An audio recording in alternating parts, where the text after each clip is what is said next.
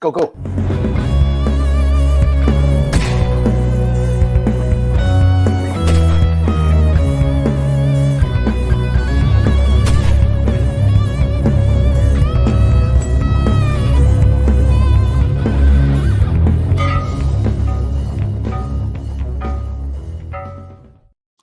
Hey. That was the worst Fat Albert impression ever. Oh, well, that's what that was. No, it was supposed to be, but it wasn't good. It wasn't very good at all. Welcome to the First Focal Plane Podcast, episode 83, where we ask the tough questions like, where did I put my keys? Did you check your navel? I don't know about you guys, but I do usually keep my keys in my navel, yes. No judgment. I'm judging myself. Judging. Yeah, I would judge me. Not a lot. A lot. So JR's definitely judging me. Okay. Then I'm judging a lot too. Yeah, exactly. Anyways, welcome to the show, everybody. We got a great show tonight. Obviously, we have Mr. J.R. Cox. Oh, I thought you had somebody else as a guest. Oh, sorry. We're going to have to all bump of a sudden JR showed up. Yeah. Yeah. We had another guest, but the wrong person logged in, so we're going with it. No, I'm just kidding. JR is going to be talking to us all about all things awesome and all things R18. And I don't want to spoil the fun because we're going to get into it a little bit later. But let's kick it off with Mr. Curt talking to us about something cool. All right. And what would that be? Well, it's the EM Precision. The EM Precision. Oh, right. Okay. You guys really had no notes for tonight. Oh, no, they're there. Curt he didn't put his glasses on. Right. Oh, right. Where are they? Shit, I can't even find them without my glasses. Just do the read. All right, everybody. EM Precision Rifles in Leduc, Alberta has everything you need to compete at the highest level of any long-range precision rifle game of your choice. From a rebarrel to a full-on custom build from scratch, EM Precision guarantees performance. Find them on Facebook, Instagram, and on their website at emprifles.ca. Cool. Was that the right one? Yeah, that was the right one. Okay. And then this next one is mine. For world-class specialty coffee from world-class Canadian Forces veterans. Go to boltactioncoffee.com. Order up some coffee for any occasion. And while you're there, check out their great line of apparel, mugs, stickers, and patches. Help support a great veterans organization as well as the show. At checkout, use the code First Focal Plane, all one word, for 10% off your order. Would you like to take 10% off your odor? Get rid of some of that stuff. 10% less of odor. Yeah, I still have some hamburgers stuck in my teeth. It's screwing with my enunciation. Excellent. For 10% off your order, doing so directly supports the show. And since we're rolling so well now. I'm the one drinking. Yeah, just wait, JR. It's going to get worse. Well, maybe a course from Call Sign 66 could fix you right up. They're a veterans-based training organization founded to facilitate multi-generational passage of information, ballistic applications, R&D, and shooter development. The omnidirectional passage of information is key to the community's success and growth, as our organizational philosophy is such that we all have something to offer. Welcome to the Brotherhood. For more info, go to www.callsign66.ca. Over to you, Chris.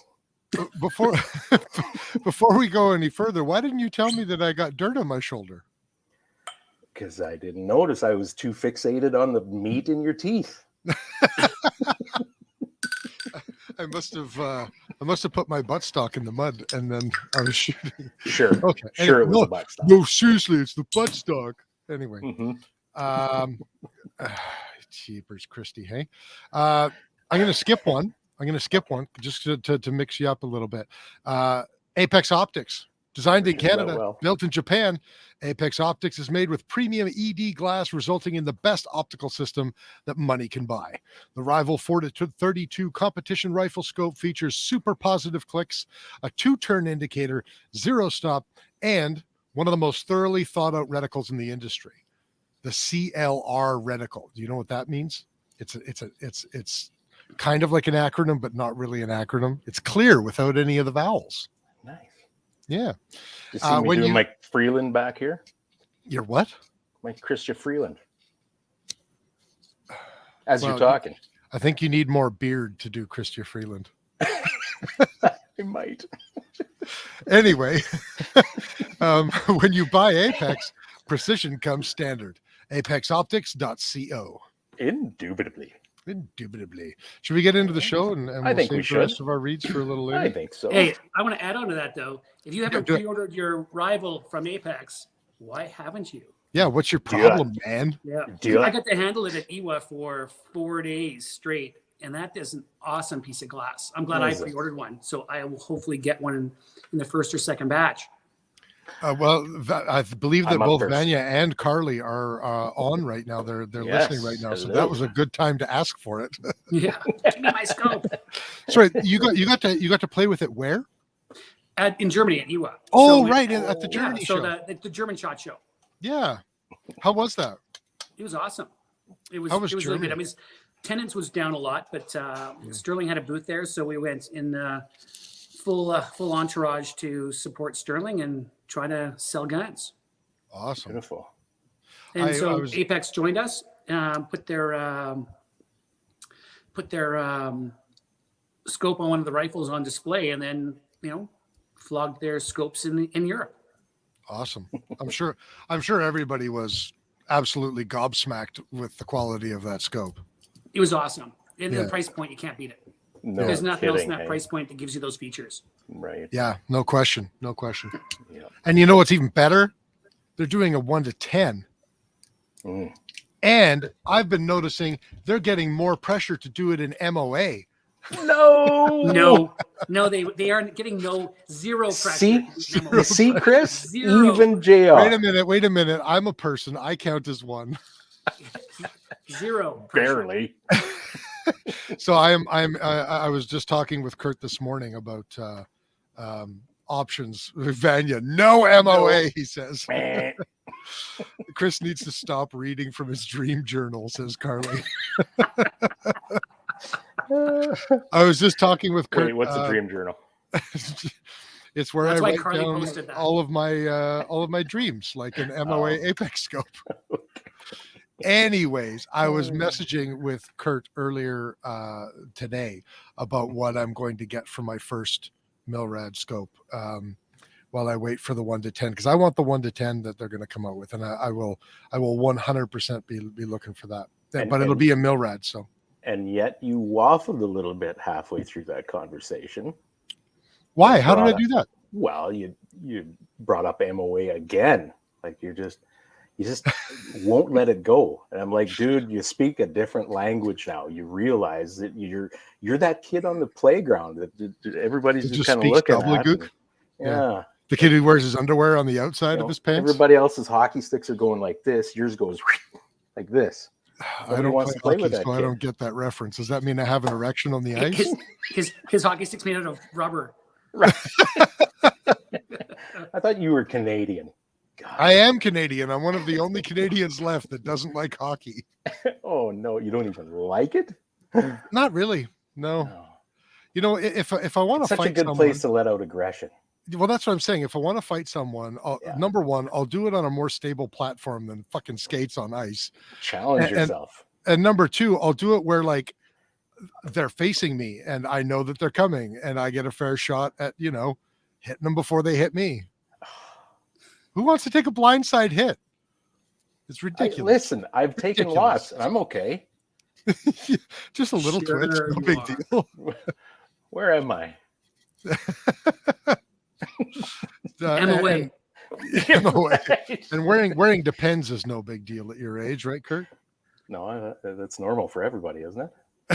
Of course it is. Hey, should we talk to JR about what he's actually here to talk about? Hey, JR, I'm just drinking and chatting. You're enjoying it. Well, let's chat about this because Sterling, I've never heard of this company before. It must be a new company. That's a joke. Never mind. Okay. You guys are bringing out a 180 platform rifle. Yep. That looks pretty like well polished, comparatively speaking. I mean, look at that thing. It looks awesome.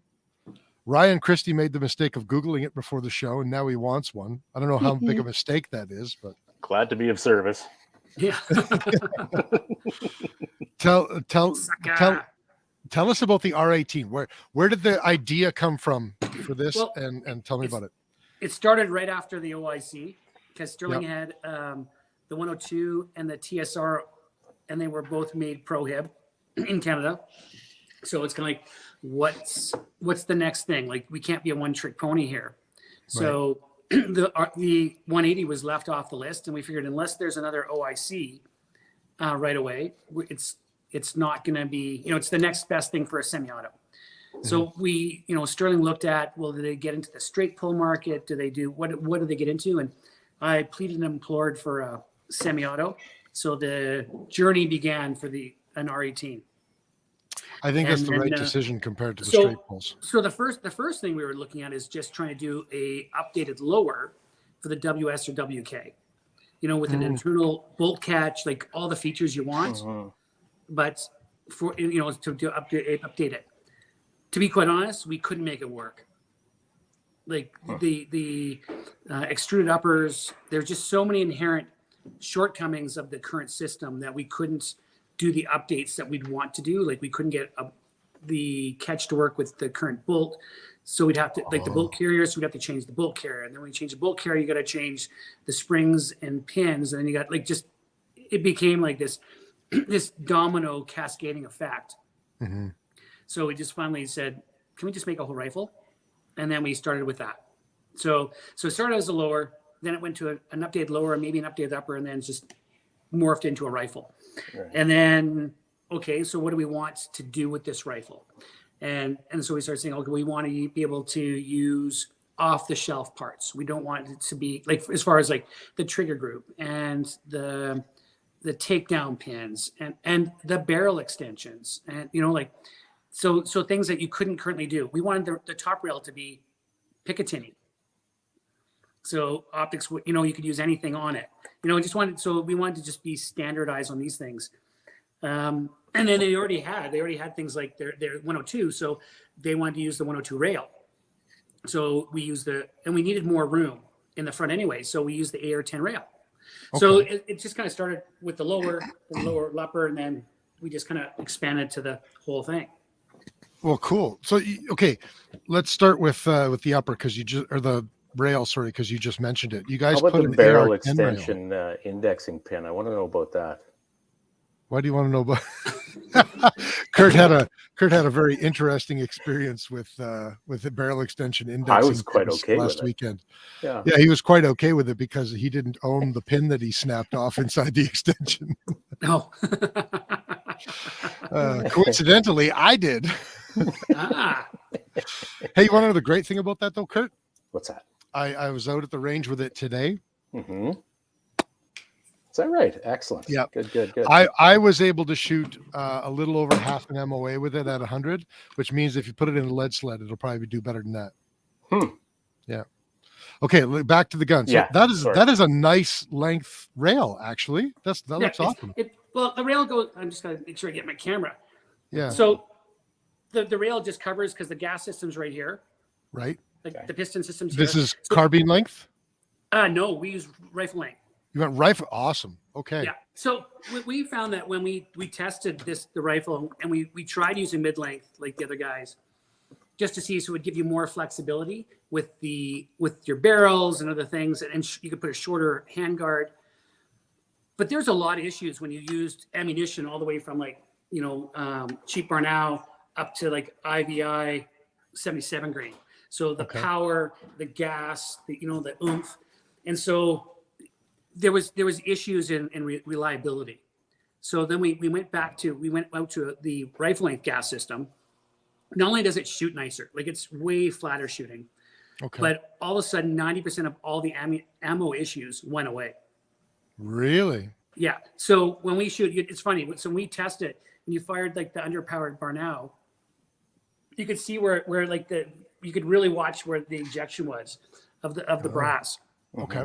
But we had reliability with all types of ammo. We didn't have any issues. Really? So just by changing to the full length gas system, we got rid of like all those issues. But it kind of also makes sense. I mean, if you're trying to keep it non-restricted, you have to have a minimum 18.6-inch barrel anyways. Yeah. It just seems to make because we sense. did that, I said, so we've got the length, right? So it doesn't really matter. Like, so if the gas system was back here, it doesn't make any difference if it's here. Yeah. So we kind of like that a lot. And we're having awesome reliability on this thing. So we've got a couple of range guns out there. We sold 40 rifles just before Christmas. And we were getting lots of reports. The first thing you know, if there was issues, it would be all over CGN. Of course. Yeah, no kidding. Eh? Nobody would call us. Yeah. If it's quiet, it's a good sign. Right. They would be on the boards in a nanosecond, you know, saying, and they'd call us at midnight. They wouldn't answer the phone because it's midnight. Yeah. And, And then I they'd tried to complain. get a hold of them and I couldn't. So, you know, Classic. here I am on the board. Yeah, exactly. And then the next morning we'd say, oh yeah, tighten that screw. Oh, it works great now. But Sorry about all the shit, dog. yes, yeah. Sorry, Yeah. I've insulted you and flamed you for 12 hours. No, I'm not going to delete my post. Right. Yeah. Oh no, they don't. They never Yeah. do. No. They just go issue resolved. Yeah. Yeah. Thanks for. Yeah. So And they don't update the original post. It's a reply to the post, like 7 pages down. Yeah. yeah. And then if you delete it because it was a bogus post on your forum, man, you're evil. Like, how dare Oh, you yeah. censor the truth? You communist. But let's go back to the original. We know that we don't have issues out there because we haven't had any warranty issues. And we got 5,600 rounds through one range gun, and we got 2,800 rounds through the other range gun. So, yeah. And so about 200 Without rounds. cleaning or with cleaning in between? Well, we clean about every 15 to 1,800 rounds.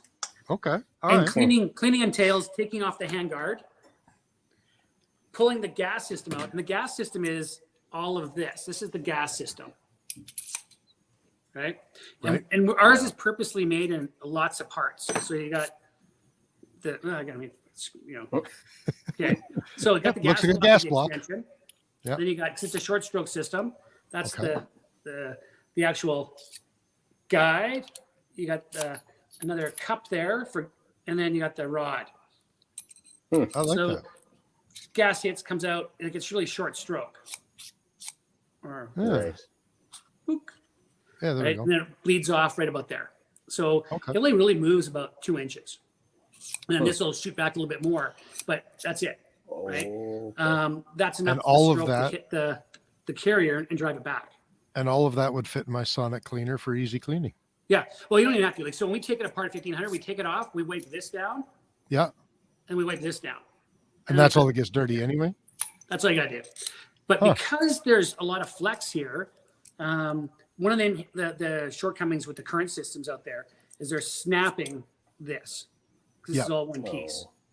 And so because there's no flexibility. And then also the point that goes into the carrier, right? They're having problems with this wearing the upper. Oh yeah, where'd he go? Not ours. But I mean, but because we've got the flex, right? It's designed to have that flex. The rod goes in straight into the carrier, like into the upper itself. Okay. So we don't get binding and we don't have issues. There's a couple of bushings though, or one that carries that rod before it gets to like a hanger sort of deal. This? I'm not a. No, yeah. we don't need to. Oh, is that right? We were checking, like we got no marks on the anodizing. No kidding. So it's just going, it's because there's the flex in the front, Right. this thing just rides straight back in. It's not a big deal. Right? Okay. Because we're looking at this, like we're kind of looking at like taking it apart and take a look at it Right. just to see what our wear is going to be like. And we're not having a problem. Yeah. No kidding.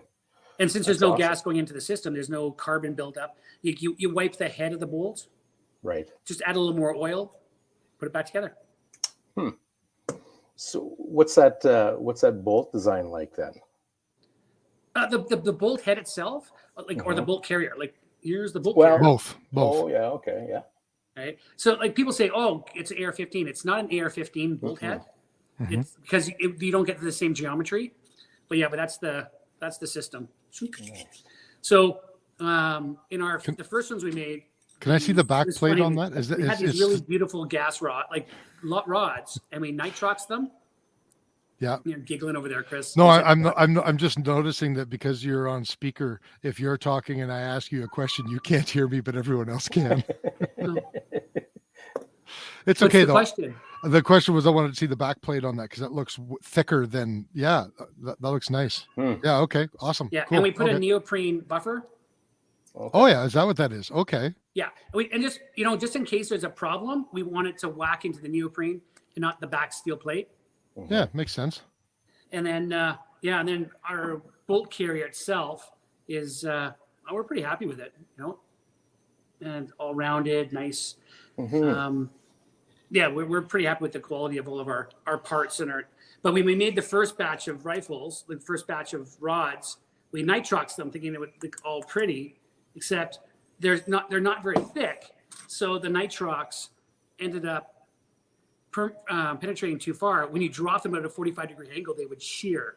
Oh, no kidding. So we found out because one of the guys opened up the rifle and shot his just the old SIGs, like shrink, and it landed. And I was like, oh shit.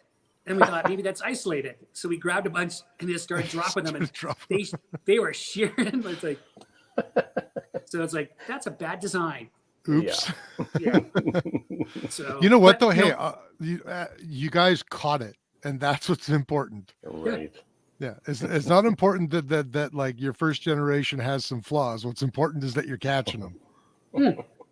And we told people even before they bought the rifles, these are coming out. We've already changed it, but we just haven't got them ready yet. Yeah. And the other thing we found and then we already recognized and we changed it was the plate here to cock it. The original ones were aluminum. And then what we found that with our cocking handle on there is that it's steel, and with the interface it would actually stretch. So we just changed it to steel, and now it's a non-issue. So everybody who bought the first rifles are getting an upgrade kit to change that. They're just changing the side plate. And JR, that in itself is different. The people who bought your Gen 1 are getting an upgrade kit sent to them. Right. And they were told that before they bought them. And that's different though. Like that's impressive. Good. Well, that's what we want to do. We didn't want to beta test. We said, we have these rifles. We have to change these. If you want them now to play with them for the next 3 or 4 months while we sort this shit out, we'll send you the parts after. Very cool. Yeah. So what is the charging handle grabbing on the bolt carrier? Did you guys come up with your own system for that, or? Well, it's hard to tell, but it's just there's a notch cut. There's a notch cut into the bolt. I'm just going to maximize your screen so our viewers can see that. If I remember how. There's a notch that catches on, so when you pull it back, it really grabs positively right there to pull back. You see? I don't remember how to do this. Yeah, I can see it there. Oh yeah, I see it there. Okay. Yeah. So awesome. The whole point is, so it grabs back, pulls it back, and then we've got an oversized bolt catch. So you don't have to have little tiny midget hands. Curt, how do I maximize his fucking screen? I don't know. I've been pressing buttons too. There it is. Okay. Okay. Sorry, I messed it up. I did it right, and then you fucked it up. There we go. Oh yeah, that is a nice size. Hey. Yeah. Oh, okay. I like that you've got a little paddle on the bolt hold open as well. Strike Industries. Strike Industries. Yeah, we were gonna make our own, but it's like to make our own is like $50, and to buy a Strike Industries is like $20. Well, there you go. So we're like, you know what? This is we came with our design was almost the same. We said, screw it. We're just gonna buy it from them. Called them up and said, will you sell us your bolt catch? And they said, sure. Like a bunch of them. Yeah. What's nice though, it's also, if you see it, like you can't really see, but at the front, like we've got a ramp. I'm not good at this. At the front, so take your time. When the cocking handle goes forward, it actually locks in. There's a mechanism in front, so it actually positively locks forward. So if you hold the rifle upright and fire it, the bolt, this is still not going anywhere. Really? No. I'll tell you No. something else that's nice is you can see there when that charging handle is set forward, you've got an enclosed receiver on that side. Oh, 100%. Like that's 100%. You got to close it off because otherwise you're getting shit in behind the carrier. Right, which is even worse, right? Yeah. Right. It's like, so there was a number of guns that at the in BC at that brutality charge, the brutality competition. Mm-hmm. And when they put the rifle down, they got stuff behind their bolt carriers with some of their rifles, and they were failing for the rest of the match. Oh, no. Oh, really? Yeah. Yeah, They would have to take the whole bloody thing our, apart. the bolt here runs really tight on the side. Okay. Our cam kind of pushes it over to the side when it locks in, so there's very little room to get anything in there. So it's a pretty good sealed system. Nice. Yeah. And obviously Ambi safety, but that is not a mil spec safety. What? No, what we got got going on there? we got big chunky paddles. Yeah. Yeah, and then we have also, you see on the right side, we've got an Ambi Release. Oh yeah. Yeah. How about that? Ambi mag Yeah. release. Yeah. So the trick is when you're looking because Or we bolt got the release, sorry. like the mag release, and then the Ambi Release, like the Ambi bolt release. Yeah. The trick is to push your hand up, and when you hit, go forward. So it's going to take a little bit of training. Right.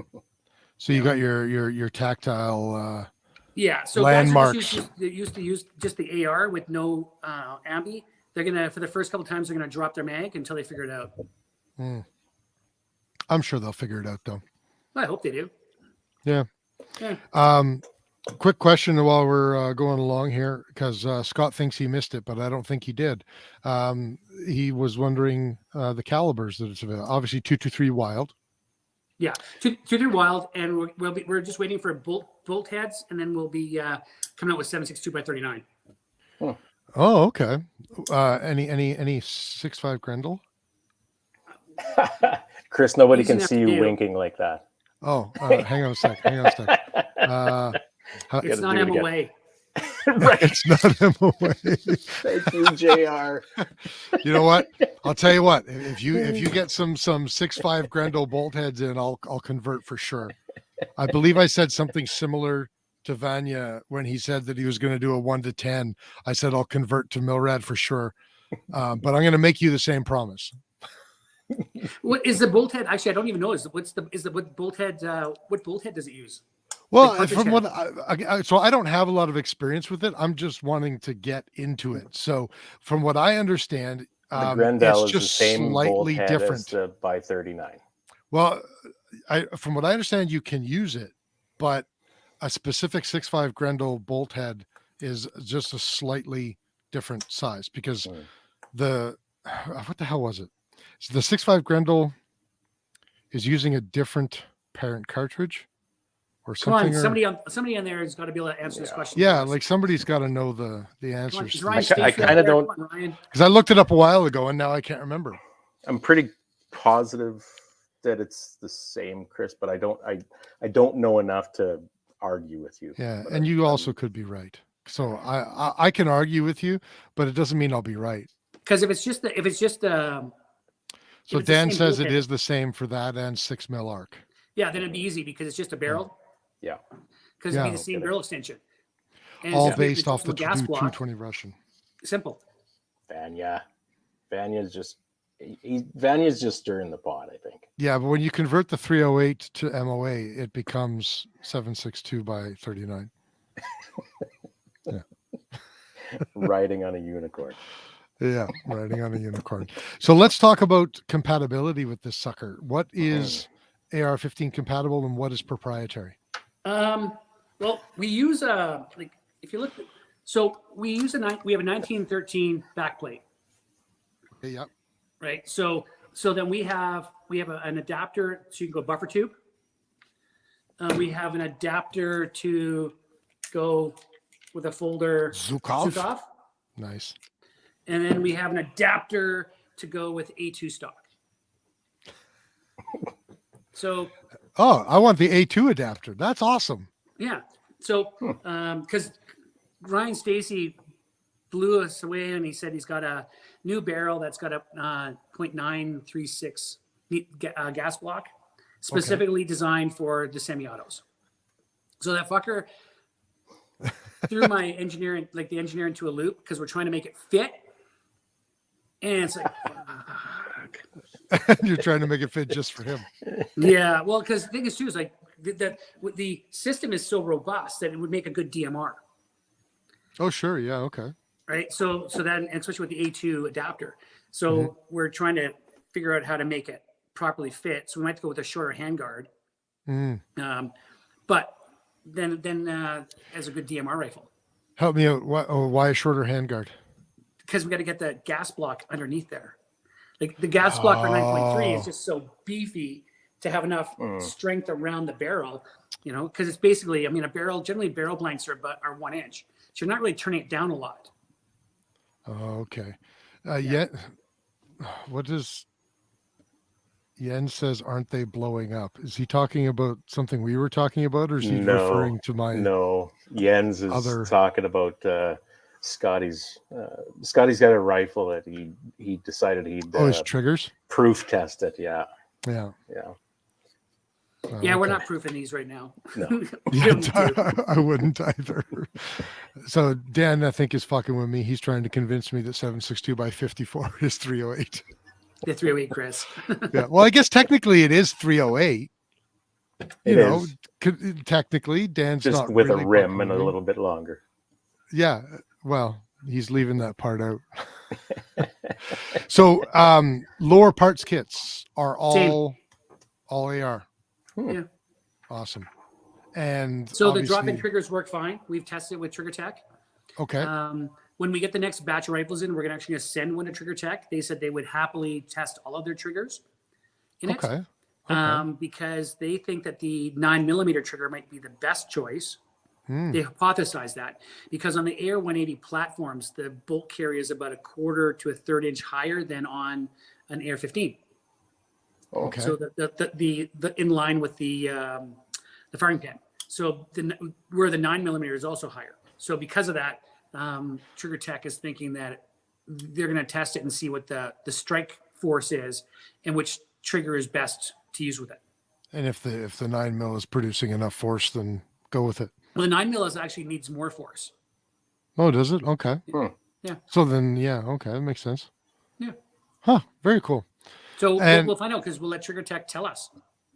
Yeah. Let them do the work. Yeah. Plus another Canadian company.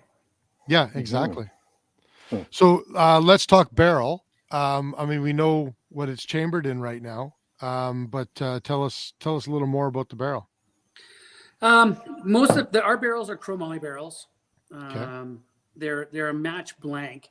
The barrels that were originally in them, you see, was those little tiny, little thin, beautiful pencil barrels. Yeah.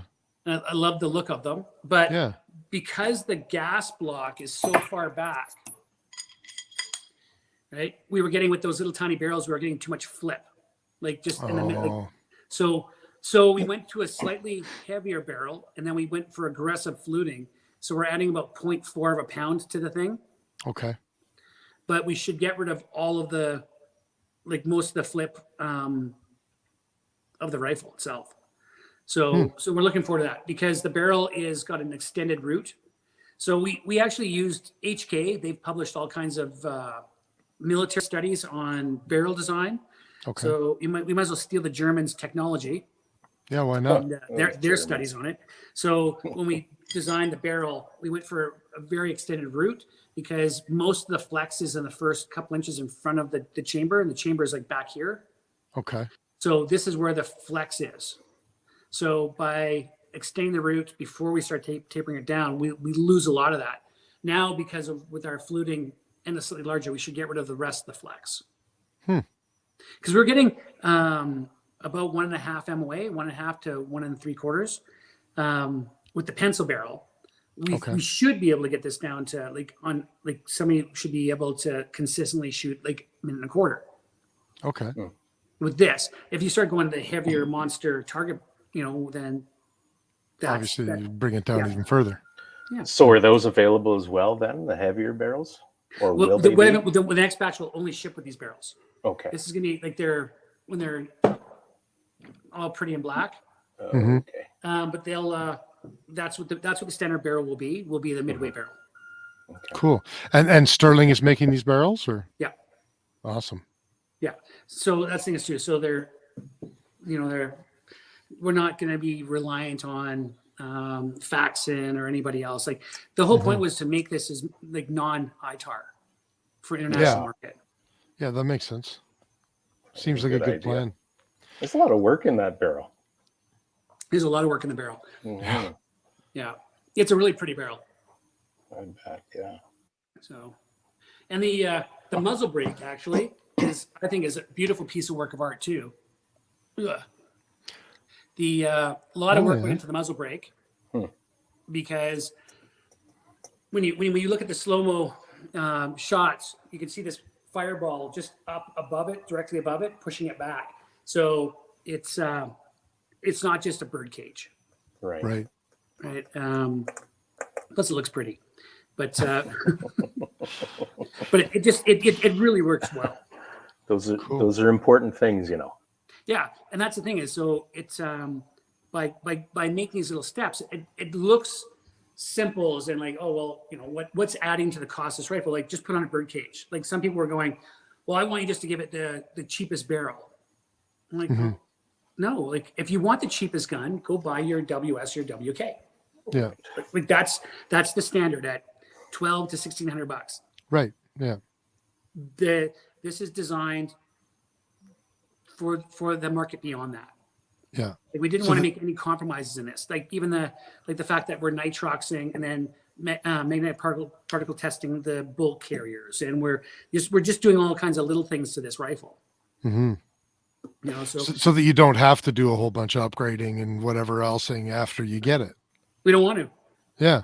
Right. That's what we don't do. And then we've already told guys, if somebody wants to make more rails for this thing, we'll give them the outside drawing of the barrel nut. You know, so it's not a standard AR-15 barrel nut. Well, it's an AR-10, but it can't be because we squish in our barrel, if you can see. So the barrel is placed inside the receiver, and then there's a barrel nut here that goes on and pushes and holds the barrel in place. Then the rail goes on top of the barrel nut. So okay. So we can use the AR-15 barrel, like barrel extension, but how we put it on the rifle is completely different. I really like the idea that you went with the AR-10 rather than trying to do AR-15 stuff, because it gives you, like you've already mentioned a couple of times, you know, it's giving you a little bit more room to work with things with your.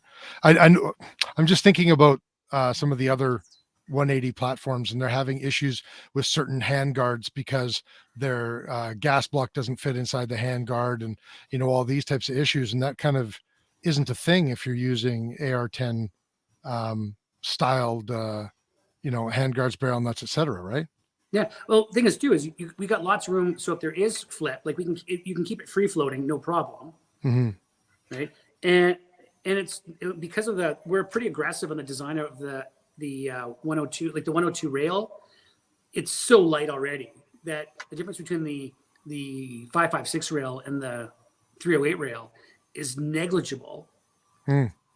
So by trying to slim it down and get it into that, squeeze that in, pig in there, we're asking for compromises. Right. Yeah. Yeah. By using the AR-10, you're not compromising much of anything. No. I think that was a really smart idea. That's noodle power. That's what that is. No, that's using current inventory. let's say it's noodle power. Yes, Sterling had hundreds of rifle kits in Canada, okay. So it's like, oh well, at least we can use the rails. Yeah. Yeah. Okay. Let's go with that then. Yeah. I mean, one of the things we've done is the next batch of rails coming in. Like right now, we got a QD mount at the back. Right. And the next batch of rails, the QD mounts moved to the front. Oh, okay. Like if you're taking this out hunting, that way you've got, generally you have a QD mount near the back, somewhere on your stock, and then you got a front. So you've got to have like a big area for your QD mounts now. Yeah, for sure. But a guy, if somebody were so inclined, they could swap that out with any AR-10 handguard. Well, no, because the problem is that the screws don't match. So I bet you yeah. once we get some more rifles out there, MRA will have 5 different designed rails that'll fit on this thing. Yeah, gotcha. Yeah, okay. You know? We're getting a little backed up with questions, so I'm gonna Sure. start shooting through them here. Dan, this is not Dan Castillo, different Dan, wants to know how difficult is it to make the gas block part of the barrel similar to a Knight's armament? Super hard, because we're spinning the barrels separately. We're not machining them out of one piece of steel, and we don't have our own barrel drilling machines, so we're limited by we buy barrel blanks, match barrel blanks, and then we turn them and then fit them. So we don't have that technology, and that's beyond us for the foreseeable future. It sounds like a good recipe for turning a $2,600 gun into a $3,500 gun. Yeah. Or higher. Or higher. Yeah. Okay. Yeah. Good answer. Oh, this is fantastic. I'm noticing that it's now seems to be becoming a sport just to trash talk me. Thank you for leading the charge on that, Carly. That's apparently just for our audio listeners. Carly says that I need to add the conversion of 762 and 308 to my list of conversion charts that I have to make. That was awesome. Trav wants to know, are they CHF? What's CHF? I have no idea. Trav, you're going to have to comment and let us know what CHF is, because I don't know. Can anybody guess what the acronym is? Chief Heavy Fluting? I don't know. We'll get Trav to make a comment on another comment, and we'll go with that. Dan says it looks like an effective bird cage. Spudman says, Captain Obvious here. Nobody wants to own an ugly gun. So good thing this is not an ugly gun. Yeah. Cold Hammer Forged. No, not this time. We're talking to a couple of manufacturers to buy Cold Hammer Forged barrels. Because really the only thing that's keeping this thing back, in my mind, from being an effective military grade or LE grade firearm is it doesn't have a Cold Hammer Forged chrome line barrel. Like you can't call something a mil-spec rifle, right? Honestly, if it doesn't have a chrome line barrel, because you really can't fire extended tracer through this thing. It's just not designed for it. So I get that. Okay. Dan also wants to know, what is the total weight of the rifle? Let's go without a loaded magazine, without an optic. It's under 8 pounds. It's like 7.5, 7.6. Yeah. So it's not too heavy, but it's not light. Like our TSR loaded, like our AR-15, non-restricted AR-15 was 5 pounds, 2 ounces. And yeah, it was a thing pretty of light. Like with the pencil barrel, it was just a thing of beauty. Kidding. Yeah. We were at Ewa, and they would come and they'd pick up this rifle, then they'd pick up the 102, and they'd come to our AR-15, and they go, holy shit. Like, it's just like, Well, that's lighter than the Ian McCallum's What Would Stoner Do rifle, isn't it? Like theirs is a little bit more than that, isn't it? Or is anybody even following there? Our pencil barrel actually, with a direct impingement system, shot really well. Like it was just over a minute of angle consistently, because you just don't get that flip. Like when it's cold, like, if you start putting like 30 round mags after each other, it's going to start opening up and flipping around like a shotgun. But for normal sporting, using it for hunting or varmint, oh my God, it was a great rifle. Huh. Well, this is interesting because I don't know who this is. Blind Spotter. I don't know if this is Jeff or this is Lindsay. It's somebody who's willing to trash talk me, so it's got to be somebody. I never thought to wear my Chuck Norris designer jeans to a rifle match. I think he's making fun of the fact that I was wearing jeans. I think so. Yeah, so I was supposed to wear my my outdoor pants over top of my jeans, but I fucking didn't. So wait, you weren't wearing your knee pad pants? No, I wasn't wearing my knee pad pants, and I'm both impressed and disappointed that Blind Spotter knows what Chuck Norris designer jeans were. That's very. Do you guys know what those were? Because the big crotch. Yeah, in the 70s, he basically had this line of like skin tight, like Texas cowboy jeans, but they had an extra piece of fabric sewn into the crotch area Oh, so that God. you could kick in them without, With tearing boots. them open. Well, of Yeah. course. I mean, he had to have Yes. cowboy boots on them. Yeah. And I think that they had like They were like expensive. elastic denim. They were super expensive. It's But funny, they weren't just JR denim looked either. into it. I'm old, man. Yeah, you were around when they were being sold. I mean, They were and retro when I saw them. he was using them in Walker, Texas Ranger. He used them in pretty much every freaking movie he was ever in. Let's be honest. Did he even do a movie where he wasn't kicking people in blue jeans? He got serious royalties, man. Yeah, absolutely. Anyway, I'm Booty sweat. what's that? It's like brought to you by Booty Sweat. Booty sweat. Yes. Oh, man. Thankfully, it's not Chuck Norris booty sweat, but yeah. I'm just trying to make sure nobody else is asking questions here. So Spudman says, what type of mags can it use? I imagine it's Stanag AR-15 Everything. rounds. We tested it with Magpul. It comes with one Magpul that we've, cleverly engraved with the Sterling logo on it. Which for- looks for pretty hot. collectors like this. Yeah, I'm not going to lie. So Is that a Magpul, Gen 3 mag? whatever we get. So sometimes it's Okay. Gen 3, and then we got a bunch of Gen 2 with the what's with that little window so that you'll never fill with ammo because yeah. it's only 5 rounds. Oh, Yeah. So, but we test it with all the Magpul. We test it with regular metal Stanag. We test it with old school Canadian Forces crapola mags. We tested it with cross mags, Elander mags, and then the Lars? one mag it doesn't like is those 10-round LAR mags. It doesn't. A lot of them don't, though. Like a lot of If you only load it AR-15s with- didn't like those. If you load it with 7 rounds, it works fine. But the Okay. last 3 rounds tends to bind it up. Oh, okay. Okay. So Does it work with any 50 Beowulf or 458 SOCOM 100%. mags? I'm asking for a friend, of course. Yeah. Of course, we tested it. We're allowed to. Yep. it Of worked course, great. yeah, absolutely. Well, that's pretty awesome. Still on sale at the Shooting Edge. Get them now while they're hot.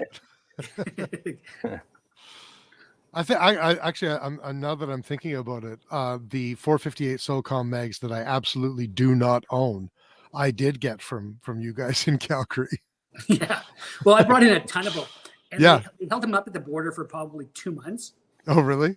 Yeah. Until I finally went there. I said, issue me with refusal to enter or give them to me. Yeah. Yeah. Just quit fucking around. Yeah. And they just gave them to me. Well, that's awesome. Yeah.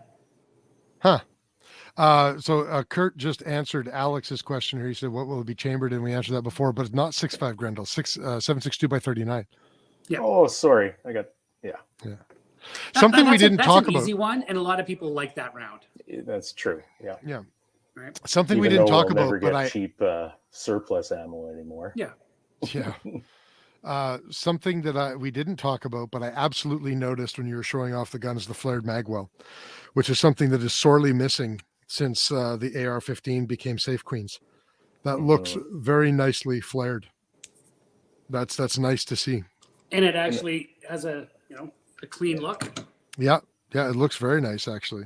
And that's not tough to do either. I don't understand like why others don't have it. No. I got to believe that it's because of like just how they're set up and they just don't want to change it. Yeah. Well, remember too is when they came out with the WS and WK, there was nothing else. Like it was revolutionary. And That's like right.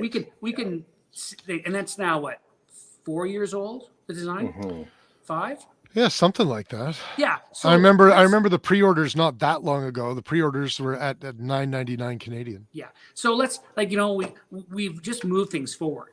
Right. So I mean, John Hipwell revolutionized, he did that. Like you got to give the man his credit. He brought it into the Canada. Yeah, he did. So, and he did it before the ordering council. So I mean, like, years, and thank God for that, right? Can you imagine if everybody was collectively was trying to scramble after the ordering council to like what platform can we go to? It would have been chaos. Yeah. So I think that's the thing is we have to acknowledge that and just say, it's like anything else. Like remember when the loophole Mark IV came out, like in the early 90s. Yeah. Oh yeah, I remember that. It was a straight 10 power. Yeah. And it was the bomb. Like it was, I still have mine. You're It damn was right the it was. precision rifles optic to own. Okay. Right. But now it's a piece of history. Right. You know, so it was great in its day, and just things have just moved on. Same thing. Yeah. You know, I think that from the original WK designs, I think people are just expecting more. Now it costs a lot more to go more, because the whole point was to make that rifle, you know, the everyman's rifle for cost. Mm-hmm. But in that, you know, you can have, like what they say, you can have good, fast, or cheap, reliable. You can't have all three. You know, yeah, exactly. So, well, this is what I like about what's happening now is you know, obviously it started. I have a mark for it. It's MOA. It is. Yes, but man, it's MOA.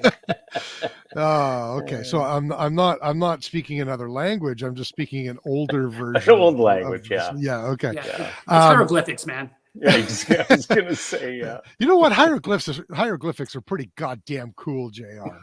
Let's be honest.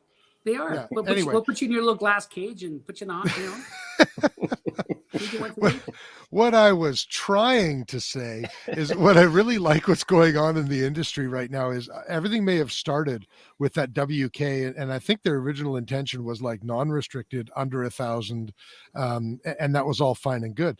But with the ordering council, what it's really pushed, and especially this year, we're really seeing it come to fruition, is more companies getting into it, and that seems to be driving more innovation with everybody.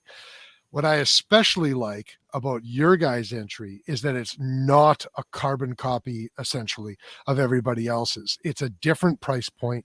It's a different quality. It's a different finish. It's a different rifle, and I think that that's just going to further, you know, the innovation in the market even more than is already happening right now. Well, remember when ATRS came out with their, you know, $3,500 AR-15? Yeah. And so many people were poo-pooing them. Mm-hmm. You know, Rick's built a very successful business on $3,000 AR-15s. Yeah. When you could buy a $600 Norinco. Yeah. Mm-hmm. Right. Yeah. Very true. So I feel quite confident that, you know, people who want a different rifle will buy this rifle. Yeah, absolutely. You know, it's expensive. It is expensive. We get it. But to be fair, if we actually market it, like when we sell it in Canada, we're selling it for, you know, between $2,800 and $3,000, depending on the model you get. Mm-hmm. We are selling it into Europe at that price in euros. Oh, really? Yeah, because Canadians are getting a deal. If we actually marketed, like put proper margins on this gun, it should be between $3,400 and $3,600. Holy crap. Yeah. 2,600 euros. That's like $8,942 Canadian, isn't it? That's the thing is, it's just, we just know that there's a price point we don't want to cross. And you know what? There's got to be a benefit for living in the country where it's produced. Yeah, for sure. So we're looking at it from a different perspective of not putting the non-restricted tax on it. We're looking at the non-restricted Canadian rebate. Mm-hmm. That's the difference. I think the other thing too is if there's any naysayers to this, and I haven't heard anything, but I'm not exactly plugged into everything either.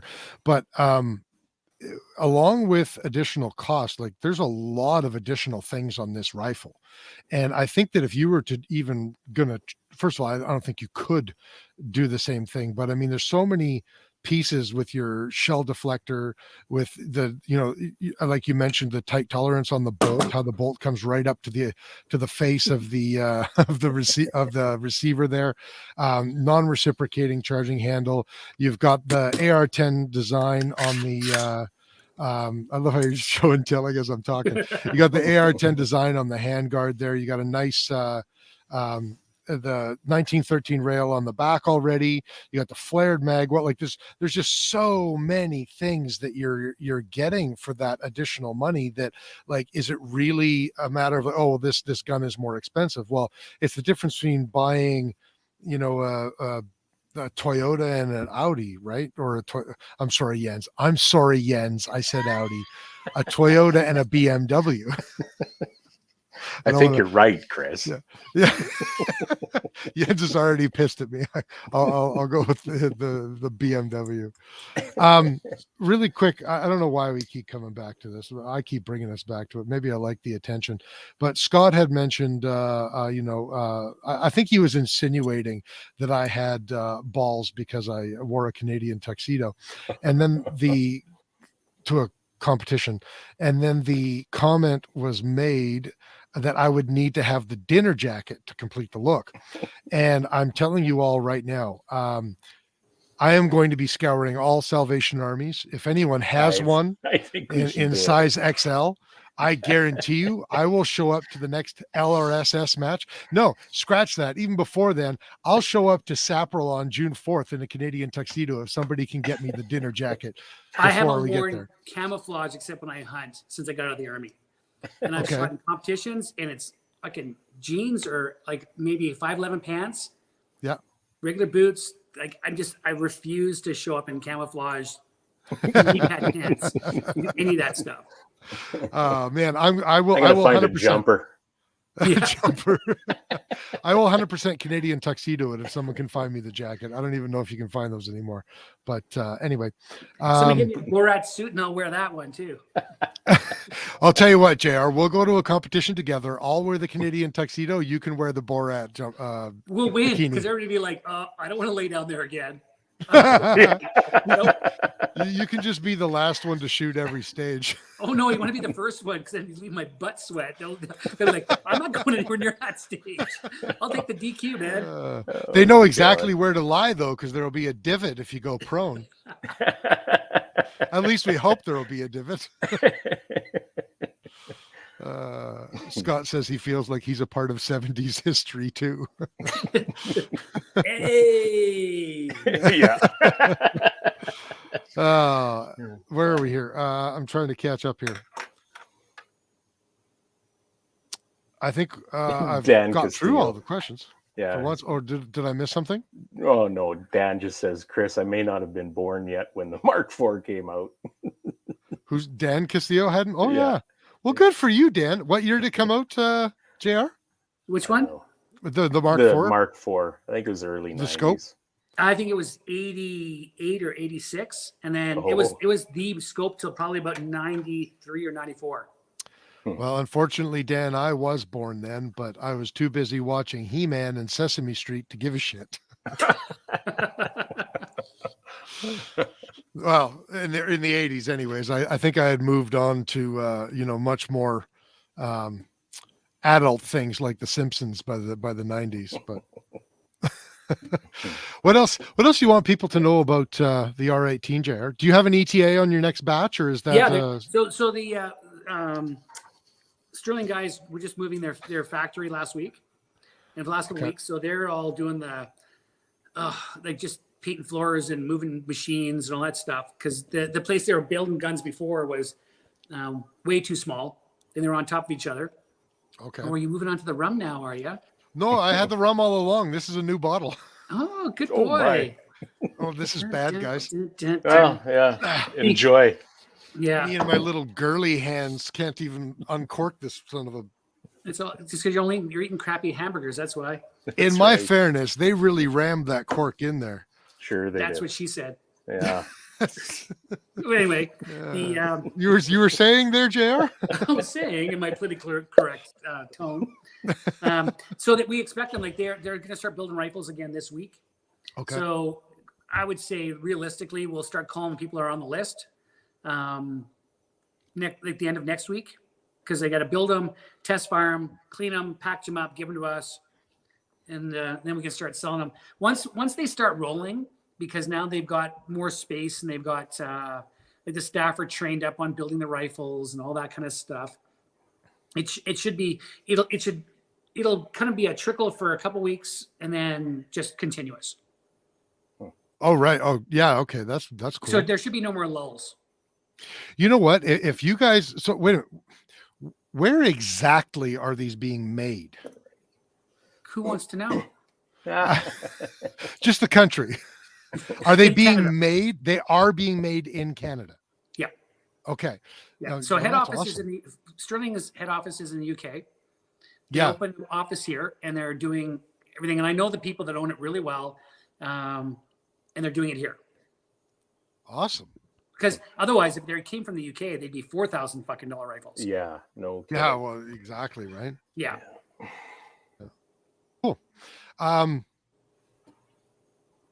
Is there anything else you want people to know about the R18? No, I mean, if there's any questions out there, but I'm really happy with the rifle. I'm super happy with when you launch any new rifle or any new firearm. I mean, I've been burnt numerous times by firearms in the past. I mean, we launched pistols that, and I don't want to say the name, that had 100,000 round guarantee and all this stuff, and they shit the bed. Yeah. But I had to buy 100 pistols to get them in the country, and they shit the bed completely. And then it was like, oh, I think it was maybe a bad batch of steel, blah blah blah. They didn't replace the pistols. I ate that shipment. And so I've done that a number of times. We brought in guns, and they haven't lived up to the hype. And there was basically no after support. So I was hesitant, but now once we see these things, the way they're performing, it's like, no, these are good. I'm happy. Like I'm not hesitant to place large orders to make sure we keep these rifles flowing to us. Yeah. Yeah. And that's going to be something impressive as soon as you're like, you have that steady supply available. Cause I think that's another thing that a lot of the other, platforms, brands, models, whatever have suffered from is it's like, hey, we got a whole bunch and now they're gone. And then we wait 6 months and we got some more in, and then we wait 6 months and all of that sort of thing. That'll be an interesting thing, a very rare thing these days to have a steady supply of something. Well, it's interesting though, but I mean, we've had to prepay for a lot of material, like the base, like getting aluminum, like just blocks of 6061. And I guess that's another thing. I guess let's talk about material. They're made out of 6061T. Some people, they swear by 7075. 6061 is way safer. Way safer. I've heard this argument before. Battery, a 6061 will expand like a balloon. The magazine will shoot out like a rocket, take out your fucking foot, and that's the end of it. 7075 will come apart like a hand grenade, and there's shrapnel. Like there's a reason why these guns have been made historically in 6061. Right? Yeah, I'd heard that before, because everybody's conventional wisdom is like, if it's not 7075, it's shit. And I had an experience with an exploding rifle that was made out of 6061, and I did notice that. I don't know if it was part of the casing or whatever it was that jammed through the top of the corner of the receiver that would have headed straight for my forehead, and it just left a bulge in the receiver rather than breaking through or blowing the receiver apart. And then when I was talking to the people who owned the rifle or made the rifle, they were telling me exactly that's why they chose 6061, because of the flexibility. It's way more elastic. Yeah. And that's an interesting idea. It's the typical, North American concept of, stronger is better, but stronger also means more brittle. Yeah. Yeah. So we understand why some people want it, and we'll probably do a small run. We've asked for a small run in 7075 for the guys that want it, but it doubles the machine time and doubles the cost of the material. I've heard that too, that 7075 is significantly harder to work with and harder on tooling than 6061. Yeah. So we've already been told that they said they won't quote us because they're going to have to figure out what the dial time is to make these. Because like the upper receiver, it takes 90 minutes of machine time. Right? That's the thing is too. It's like, like you can pump out an AR-15 upper in about 17 to 20 minutes on a machine. Okay. This takes 90 minutes. Holy shit. Yeah, there's a lot of things to do on this just to make it, And if you look at most of the designs, like even what are the guys, Spectre, the new guys making one. There's Spectre Ballistics and Spectre Limited. Yeah, so they've got the side plate cut out like the other guys. Yep. That makes it way easier to machine. Way easier, way faster. Okay. But it looks like shit. Yeah. It's so unaesthetically pleasing. Aesthetics matter. I understand why they're doing it, because they're trying to keep the cost down. Mm-hmm. Right. But we said that's not a consideration for this. Mm-hmm. We want this to look good and be functional and have a completely enclosed, non-reciprocating cocking handle plate. Like these are the things. So I should actually, sometime if we're ever doing this, I'll lay out the renditions of the uppers that we went from, because our first uppers had the big plate with all the screws on it. Like, I was just like, oh, I hate that look. Like we just started, so we've gone through I think we went through 8 prototypes of the uppers until we came to this one. Oh yeah. So I got this whole wall of the history of this rifle. Yeah. That'd be cool to see, actually. Yeah. And they're all as long as like prototype number 1 doesn't start with like stamped sheet metal like the original did. Yeah. We don't want that. No, we definitely don't want that. But it's funny, that we started there and then we came up with this. Yeah. Yeah. And there's no question in terms of like prettiness, even from a distance, that Sterling looks so much more pretty. Yeah. And, like and it's we match the lines, like the 1913 Picatinny chunk we have. It's to match the lines, right? Yeah. It's because this is what we did is like on the back. It's hard for you to see. For the people who already saw them before, is we had like how the WK, it's got the big latch. That's how they lock it back. Yeah. But once we said we don't care if we're compatible, we're making our own rifle. That's when we went to the pin. Right. Right. So then we could clean up this whole back end and close it and keep more stuff from getting in there. Well, everyone else is going to the pin now too, but they have the same back top of the receiver as they always have. Yeah. Because they're trying to keep backwards compatibility. Yeah, I don't care about that. Yeah, that makes sense. We stopped worrying about that because we said we're not in this to sell kits. We're not in this to sell we can't. We're just gonna be leaving all of these inherent issues on the table. Mm-hmm. The whole point is to get rid of them. I like it. I like it a lot. Mm-hmm. A couple of more questions come up here. First of all, Scott wants to know wait times, and I'm assuming you guys are distributing them. Well, yeah, we're selling them like Shooting Edge and Target Sports. Craft them in Montreal. We'll be getting some right away as well. So once we got I think there's like 60 or 80 people, like just names. So we didn't do pre-orders. Because if people were interested, call the Shooting Edge, talk to Carter in the back, get your name and phone number on the list. That's it. We'll call you when they come in. Do you want it? Yes, no. Okay. Like the moment you take people's money for I just hate that. I hate it. Hate it. It makes a lot of sense. And I think most people are tired of it too. Like I think honestly, a lot of people are. Only in Canada do they get away with it. Only in Canada do dealers get away with that shit. There is a lot of shit that we as gun owners let a lot of people, dealers and manufacturers, etc., in Canada get away with that would never happen in, for example, the U.S. market. No one. But you can't compare us to the U.S. market. I look at the rest of the world. Sure, yeah. Because the U.S. market's its own wonky world. And 10 times the customer base and everything else. I get that. Yeah. Well, and it's way more cutthroat and way more. So people have to do stuff that they have to have incredibly tight customer service. They have to, they can get away with it. I mean, look at F1's F1. Yeah. F1 firearms. Okay. The guys who do all that, they cut out their guns. They look, they're very, very skeletonized. Oh, yes. I think it's F1. I'm just going to go with it. Let's say it's F1. F1 firearms. Like, you look at their videos that they put on their social media. I'm like, oh my God, like they're so politically incorrect. The shit they show on there, I thought, if we did that in Canada, we'd be closed down in a week. So just some of the Black Rifle Coffee Company videos. If we did anything like that, we'd be toast. We'd be toast. I'd be toast. I mean, we once did an ad. So we did an ad right at the beginning of COVID, and we got these really funky shirts in, I think it was.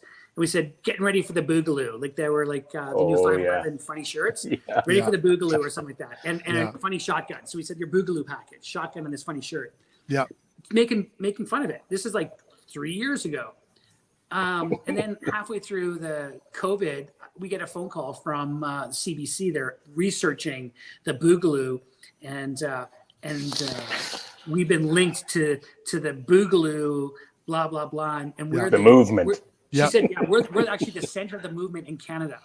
I said, "I'm the king of Boogaloo," and she's like, "Well, And then we're talking and chatting. I'm trying to explain to her that it's satire. Yeah. And if you actually look at Boogaloo on the Wikipedia, I don't know if CBC knows what that means. It's satire. Yeah. And where it came from. And he says, "Well, will you allow your name to be on this article?" And I go, "Sure." She goes, "Why aren't you worried about, being canceled by being linked to the Boogaloo?" And I go, "For fuck's sake." I said, "Ma'am, babe, in my industry, this can only take me up." I go, first thing, none of the gun owners are reading CBC. Right. She said, "Well, that's not fair." I go, "I'm just telling you the truth." Yeah, it's not an opinion. This is just fact. Yeah, I said, next thing How is, dare please you? call me the king of the Boogaloo. I dare you. I'd love to see him print. I remember Trevor talking about that on Slamfire a little while, a couple months before he retired from the show. It's specifically the CBC article. Yeah. Oh, it's funny. Yeah. I'm the king of the Boogaloo. Yeah, we're the center. We're the Canadian center of the Boogaloo movement. I'm like, okay. I sell rations and shirts and things. I guess so. Right. And you could, I mean, I know that the Boogaloo shirts are supposed to be the ugly Hawaiian shirts, but you've kind of got like a sort of Canadian Boogaloo shirt that you're wearing right now with like the lumberjack pattern. Yeah.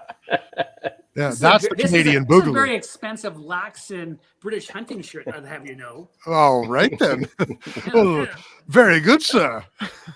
I'll show you my third chin. I want to make sure I didn't lie to Dan because I answered his question a little in the chat. He said, "What barrel twist for the 223 Wild is?" It is 1 and 8, right? It is 1 and 8. Yeah, we just picked the most generic. Yeah. And if people want different, fuck it, go call IBI or something. Yeah, like because it's a standard AR-15 .75, rifle length gas block. Fucking fill your boots, buddy. Yeah. Mm-hmm. Yeah. Do you ever? It's like 6 screws. Make sure you torque it back on. Have fun. And it's an adjustable gas block, so fucking fill your boots. Oh, it is an adjustable gas block. Well, we didn't have an adjustable gas block, but Mark Campbell, like the guy who did our first, he did a review. We gave him a rifle, and he did one on gun nuts. Yeah. Well, then he started talking about the coming soon adjustable gas block that we hadn't even talked about, and it kind of forced the issue. He knew what he was doing all along. Fuck! It was like, you bastard. So now we had to come up with a fucking adjustable gas block. You know how hard it is? Like, it's not as easy as you think to have these things designed and built. I haven't got the first fucking idea about how they're built. So it's actually it's quite ingenious. I have some really, we have some really smart people that look at this stuff. So there's actually there's 16 clicks. It's like the way this thing locked, there's actually grooves in it. So it's like, punk, punk, punk, punk. Oh yeah. Punk. Okay. So you can feel these positive clicks. Yeah. So once it's dialed in with a regular Allen key that comes with it. Yeah. You can do that while it's in the handguard. And you'll be able to adjust your gas, positive or negative. Wow. It's in positive clicks. Yeah. So if you're using really crappy Barnell, and that's what you shoot. Like you bought a bunch of surplus and you're just not getting quite enough gas, you can righty tighty lefty loosey. Just give it one more click just to get a little more gas. Awesome. So that's cool. Yeah. You left that out, JR. How'd you leave that one out? I didn't even talk about the swag bag it comes with. Okay. Tell us. Well, the thing is, Canadian companies often, like if you get a gun from anybody else, it comes with a manual. They should come with a manual, a sticker. You need a sticker. Of course, yeah. Yeah. It comes with a bottle of oil. Mm-hmm. Comes with the Allen keys you need to take the thing apart. Hopefully, yeah. Yeah. And it comes with a lock. Right? That's what comes with most right? Like a trigger lock? You mean like a trigger lock? Yeah. Oh man, half the guns I've bought in the last 2 years didn't even come with a trigger lock. Only one has. Yeah. Well, so the Sterling comes with all that. Like it comes with a Sterling labeled trigger lock. It Yeah. comes with all that stuff. It comes with the proper swag bag. Really? Like just some oil to make your socket. So for our audio listeners, Scott is wondering if it comes with a 10 mil socket. Fuck. And the case we put in, we were going to ask them to use rifle cases, but to be quite honest, the delivery on rifle cases is so delayed. They've had to go with cardboard boxes, but they went with at least full length foam inside of it, so the thing won't move. Yeah. Right? It's not. Oh man, I can't tell you how many guns I've ordered that are just like loose gun. It just even the last 2 years, even loose gun inside a cardboard flopping around with Canada Post. And then again, my philosophy is that as the owner, you should put the first scratch on that gun. Yeah, absolutely. Right. I ordered a rifle. This was less than 6 months ago, and I'm not going to say who it was. And it came in the cardboard box, and it was just flopping around. And they had put the magazine kind of just loose in with the rifle up by the front of the barrel. And brand new gun, took it out of the box, and there was a scratch on the front of the barrel from the magazine. I just shake my head on the. I mean, the foam in the box is worth $10. Yeah. Yeah. So price the gun appropriately, and add it, put it on. Well, when you're selling a $2,800 rifle, fucking comes with proper foam. Yeah, Right. for sure. It's like, for sure. like no, but I just like, but if you're trying to be cheap, like you're trying to break that, a Savage at $700 or $600, like every dollar counts. Right. Yeah, that makes sense. Yeah. More questions here because I'm getting really backed up. Scott also wants to know warranty. Will the upgrade from version to version continue? I think what he's talking about is the upgrade replacements that you're sending to some of your early adopters. I think so, because we don't plan on changing anything else on this rifle. Yeah, you've already got it dialed in. Well, we do. Like the adjustable gas block even isn't like we haven't had a problem with the gun not functioning. But Mark Campbell kind of got enough hype about this adjustable gas block that we were going to be using that we had to do it. Kind of forced to. We're kind of forced to. Kind of like the buttstock, like the back. The back was originally a third of an inch down, and then Mark was writing about how we told them that we were going to move it up. We said, oh, we could think about it. We'll start thinking about it. And so, but the good thing is because we only made the first batch, but there's like I had to pay for 100 more lower receivers that they already built that we're not using because we moved it up. Oh, really? Yeah. Yikes. Put it in the museum. Well, it's one of those things. We're fine. Like I'd rather take the loss now. Yep. And then let Sterling make those changes and eat that stuff now, so that when we're selling a rifle, we're done.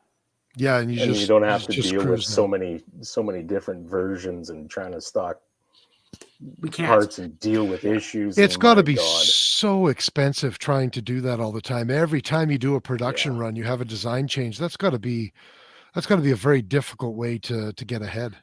Well, let's go back to the 102. When I first we bought a shitload of 102s from Sterling, and the guy I had in charge of like checking the production models against the everything, he missed the dust cover. No, it was improperly done. So we shipped out the first 100 rifles. I had to do 100% warranty recall of all of the uppers and give people brand new uppers. The problem was the uppers, not the dust covers. Because the upper was cut, so the dust covers wouldn't fit. Right. No dust covers would fit because it was out of spec. He was supposed to test the dust cover, like test everything on it. He just kind of went, well, that looks good. Oh. So was it something that you guys were able to remachine and fix, or were those receivers toast? They were toast. We got them labeled in the back so that when the RCMP started giving us money for shit, those are going in. Excellent. Yeah. Finally, a good use of taxpayers' money. Fuck. So speaking of which, are you nervous about that at all? About more stuff getting on the list? And we can't live in the fear. No. No. We've got plans for other models that we won't really want to talk about, but we're ready that if they, just like this, like we came up with this because what does the OIC say?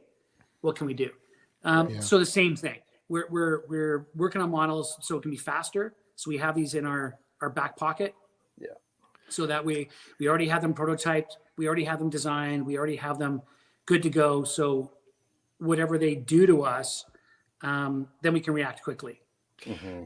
That's something that every Canadian firearms consumer should have listened to very, very carefully, because I think that is a major thing for Canada, to have manufacturers and designers that are thinking one step ahead like that. Yeah. Because can you imagine, life would be so much more difficult for both industry and consumer if guys like you weren't doing that. But we want to stay under the radar on that. So yeah, we're working on them. We're printing them. We're prototyping them. We're testing them. We're just not saying anything about them. Absolutely. Yeah. Mum's the word. Yeah. It's Fight Club. First Focal Plane apparently wants to know, is this the same Sterling that made the renowned World War II subgun? Part of it is. Except it's Canada, right? Yeah, but James Edmonston and the Edmonston family and all that, yeah, they're still involved. They're still involved with Sterling. Very cool. Yeah. I'm going to come back to Chris's question because it's a very interesting question, and but I'm going to get through everybody else's and come back to it. Jens said some German gibberish. Ich hoffe, ihr hattet eine schöne Zeit dort. Your shiny head looks very good tonight. Aww. Oh, thank you, Jens. That's so nice of you. Oh, he was talking about JR. Fuck JR, you, Jens. Yeah. All right. Did you Google translate that, or are you just making it up? No, I just made that up. He's totally made that up. I think what he said is, I have something. The name rings a bell. Something. I think if he was at EWA, he handled it. So maybe he had a comment about handling it. He might have. I'm just making sure we get through all the questions here, and then I'm going to go back to Chris's question. Hey, JR, was that Night Force on your TRG at the BCRA match years ago, MIL or MOA? Asking for Chris. MOA. You notice that was years ago. We're going to have to talk then. Oh, I only recently changed to Milrad. I was Did the MOA you? guy. Oh, yeah. And but well, if the guys, everything you get now, like your Kestrels, everything is fucking Milrad. Like you have no choice. Yeah.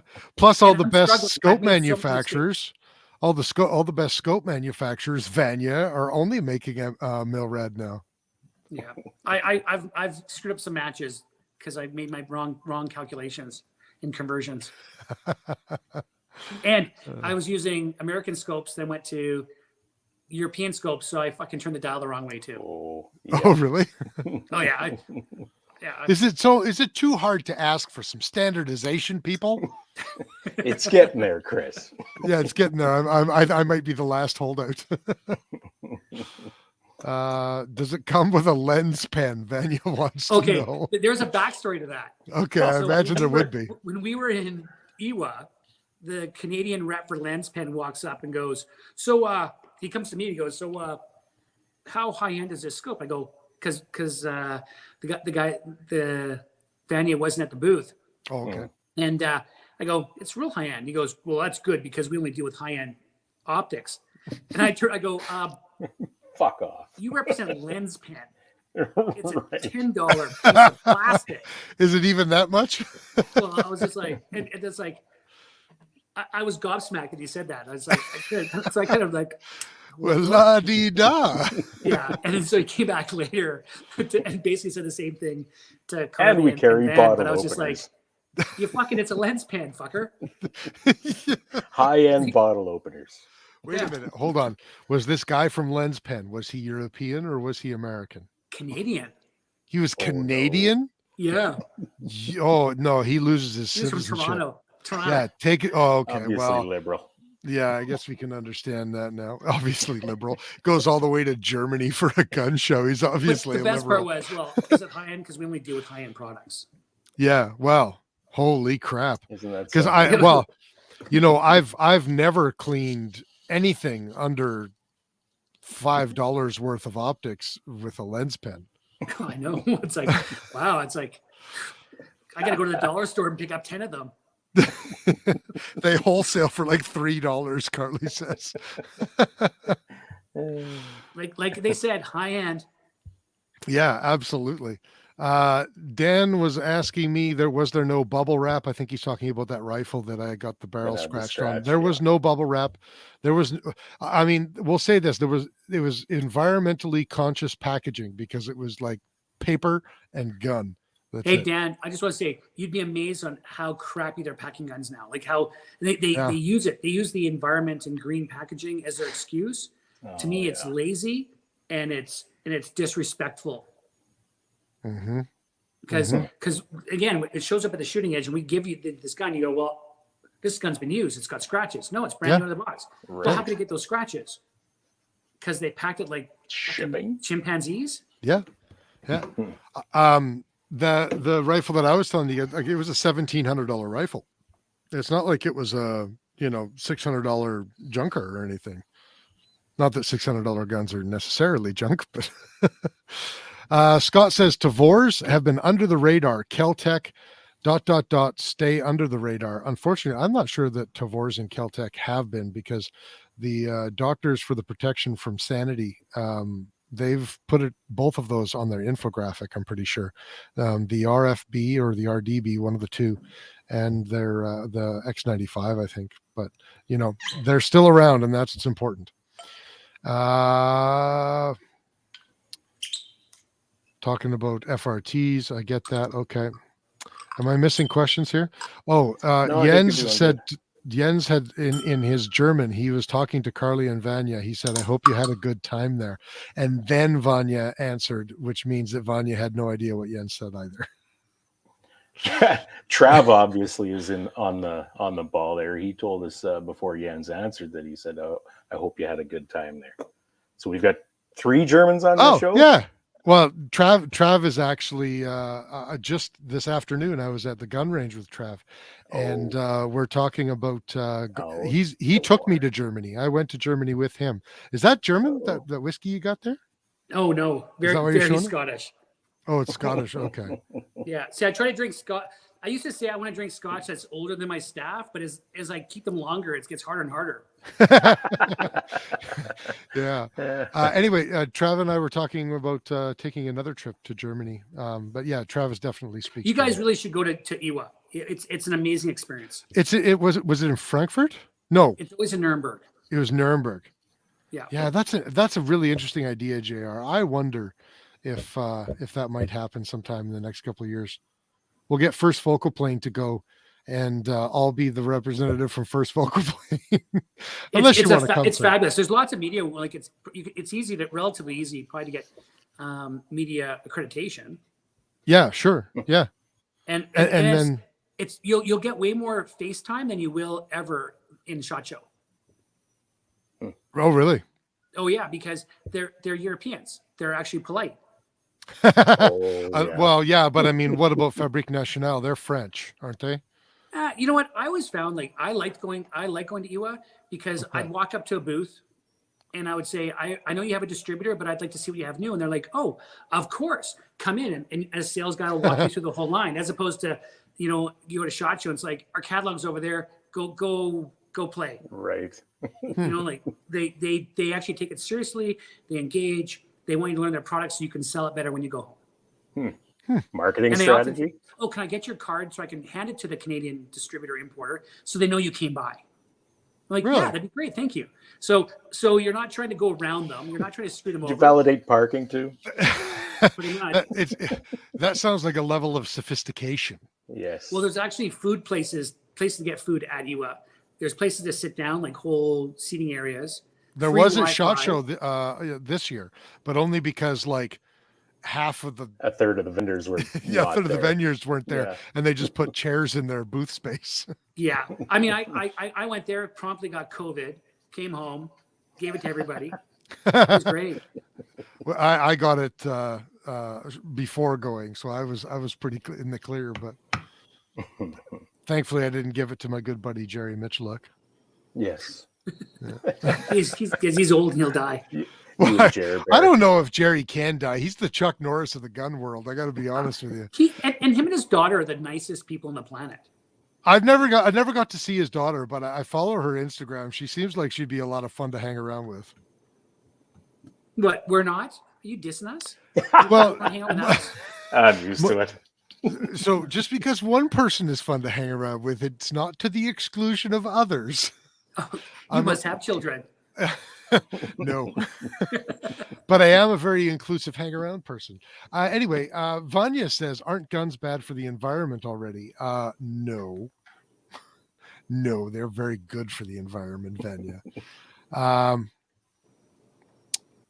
I'm just trying to get through this here. Man, I really laid these. Are there any more questions I was missing here, Curt, or can I just scroll to the bottom of this thing? Wasn't there a question? Hey, how come you haven't bought your Apex yet? Who? Me? People out there. People out there? Because there should be. Well, and why haven't they bought their Sterlings yet? I mean, come on, get it done. Yeah, I'm really happy. I'm really glad I've got this line. I'll tell you, their products are really cool. Like the rails are great. Yeah. The parts, like it's gonna be good because we've told them we want to sell all the parts and everything as well. So we want them to package them up, just because they've got all the all of the bits and pieces. And then we're also said we're working on other rifles. So hopefully later on we'll have more rifles from them. Sweet. Awesome. Yeah. Okay, I'm going to get to Chris's question here. He had messaged us yesterday asking this question, and I told him that I would ask. What are your thoughts, or do you know anything about the Lockhart Tactical Raven? I got nothing. I don't know nothing about it. Do you want me to Google it while I'm here, just so I can see what it looks like? I had to Google it as well, and it looks like it's a 9mm PCC carbine that has. It seems like they're trying to go with the modularity angle, right side charging, left side charging, or standard, AR-15 top side charging. And it looks as though their intention is to go with like a completely modular design. And I'm wondering if that's why Kris is asking is because the shtick with this looks like it's a completely modular design. So they'll have different uppers for calibers. It's all AR-15 compatible and all that kind of stuff. But other than that, I'm not sure why Kris wanted you to comment on it. But well, I've looked at, and through this process, I've looked at a gazillion rifles. The most recent and most disappointing that I've looked at was actually the Bruker and Tomei, was it GP9 or whatever their 9mm? Okay. Because it's $2,800. And it's well made, but it's an extrusion based upper system with a polymer lower. And I'm just like, this really should be a $1,200 rifle. Well, yeah, and that's the worst travesty is when they're $3,000 and they should be $1,200. Well, when you look at so many other things from Bruker and Tomei, and they're amazing. Like they're just amazing works of art. And you can see why the money is in there. Like you just go look, like made in Switzerland, amazing design, super. But I'm just like, okay, but some things I'm like, so like really when you think about like the Crusader and things like that, they're fabulous for their price point. That's where they should be. And then you've got the PC carbines, and then you got this $3,000 rifle that really, I'm trying to look at the differences. I'm like, so I see the interesting part of modularity, but you can really cut down on the cost on a firearm if you're looking at making it pistol caliber or rimfire. Pistol caliber or rimfire. Yeah. So if you're down to the pistol calibers like 9, 40, 45, and rimfire, like those are very similar and very compatible. just changing the weight, basically the weight of the bolt carrier. You can change between calibers, like because you could create enough. You can do all kinds of things. Right, and they're You just start a getting into blowback like, rather than the center fire complication rifle of the. 223, so that's a whole different kettle of fish, right? You just can't use like just a blowback system. Yeah. And so I think that if I was going to design a system, not that I'm saying I am, and you're looking at pistol calibers, you can do a lot. But if you want to make it affordable, it's got to be an extrusion. It can't be billet. Like it just can't be.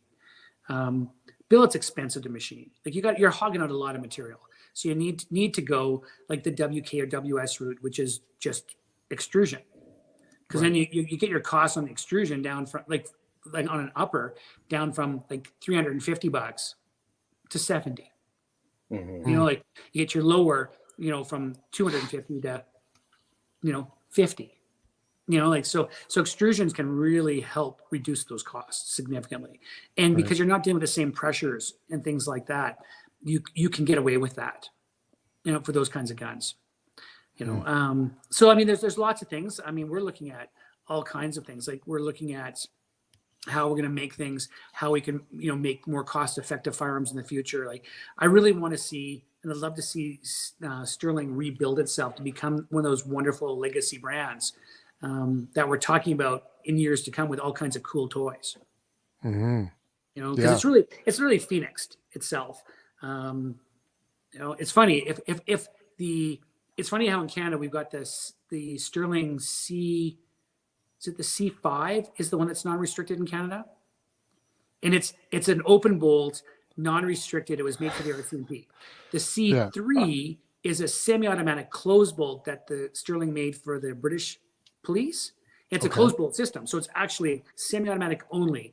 That's prohib, but the C4 or C5, whichever one it is, like the Canadian RCMP one, which is an open bolt, is non-restricted. I know. So it's funny because James goes, "Hey, I got 2 sea containers of parts. We could build you probably like 5,000 rifles of the British police version, which is semi-automatic closed bolt." I go, "Yeah, but it's prohib." He goes, "But you're allowed this one." I'm like, "Yeah."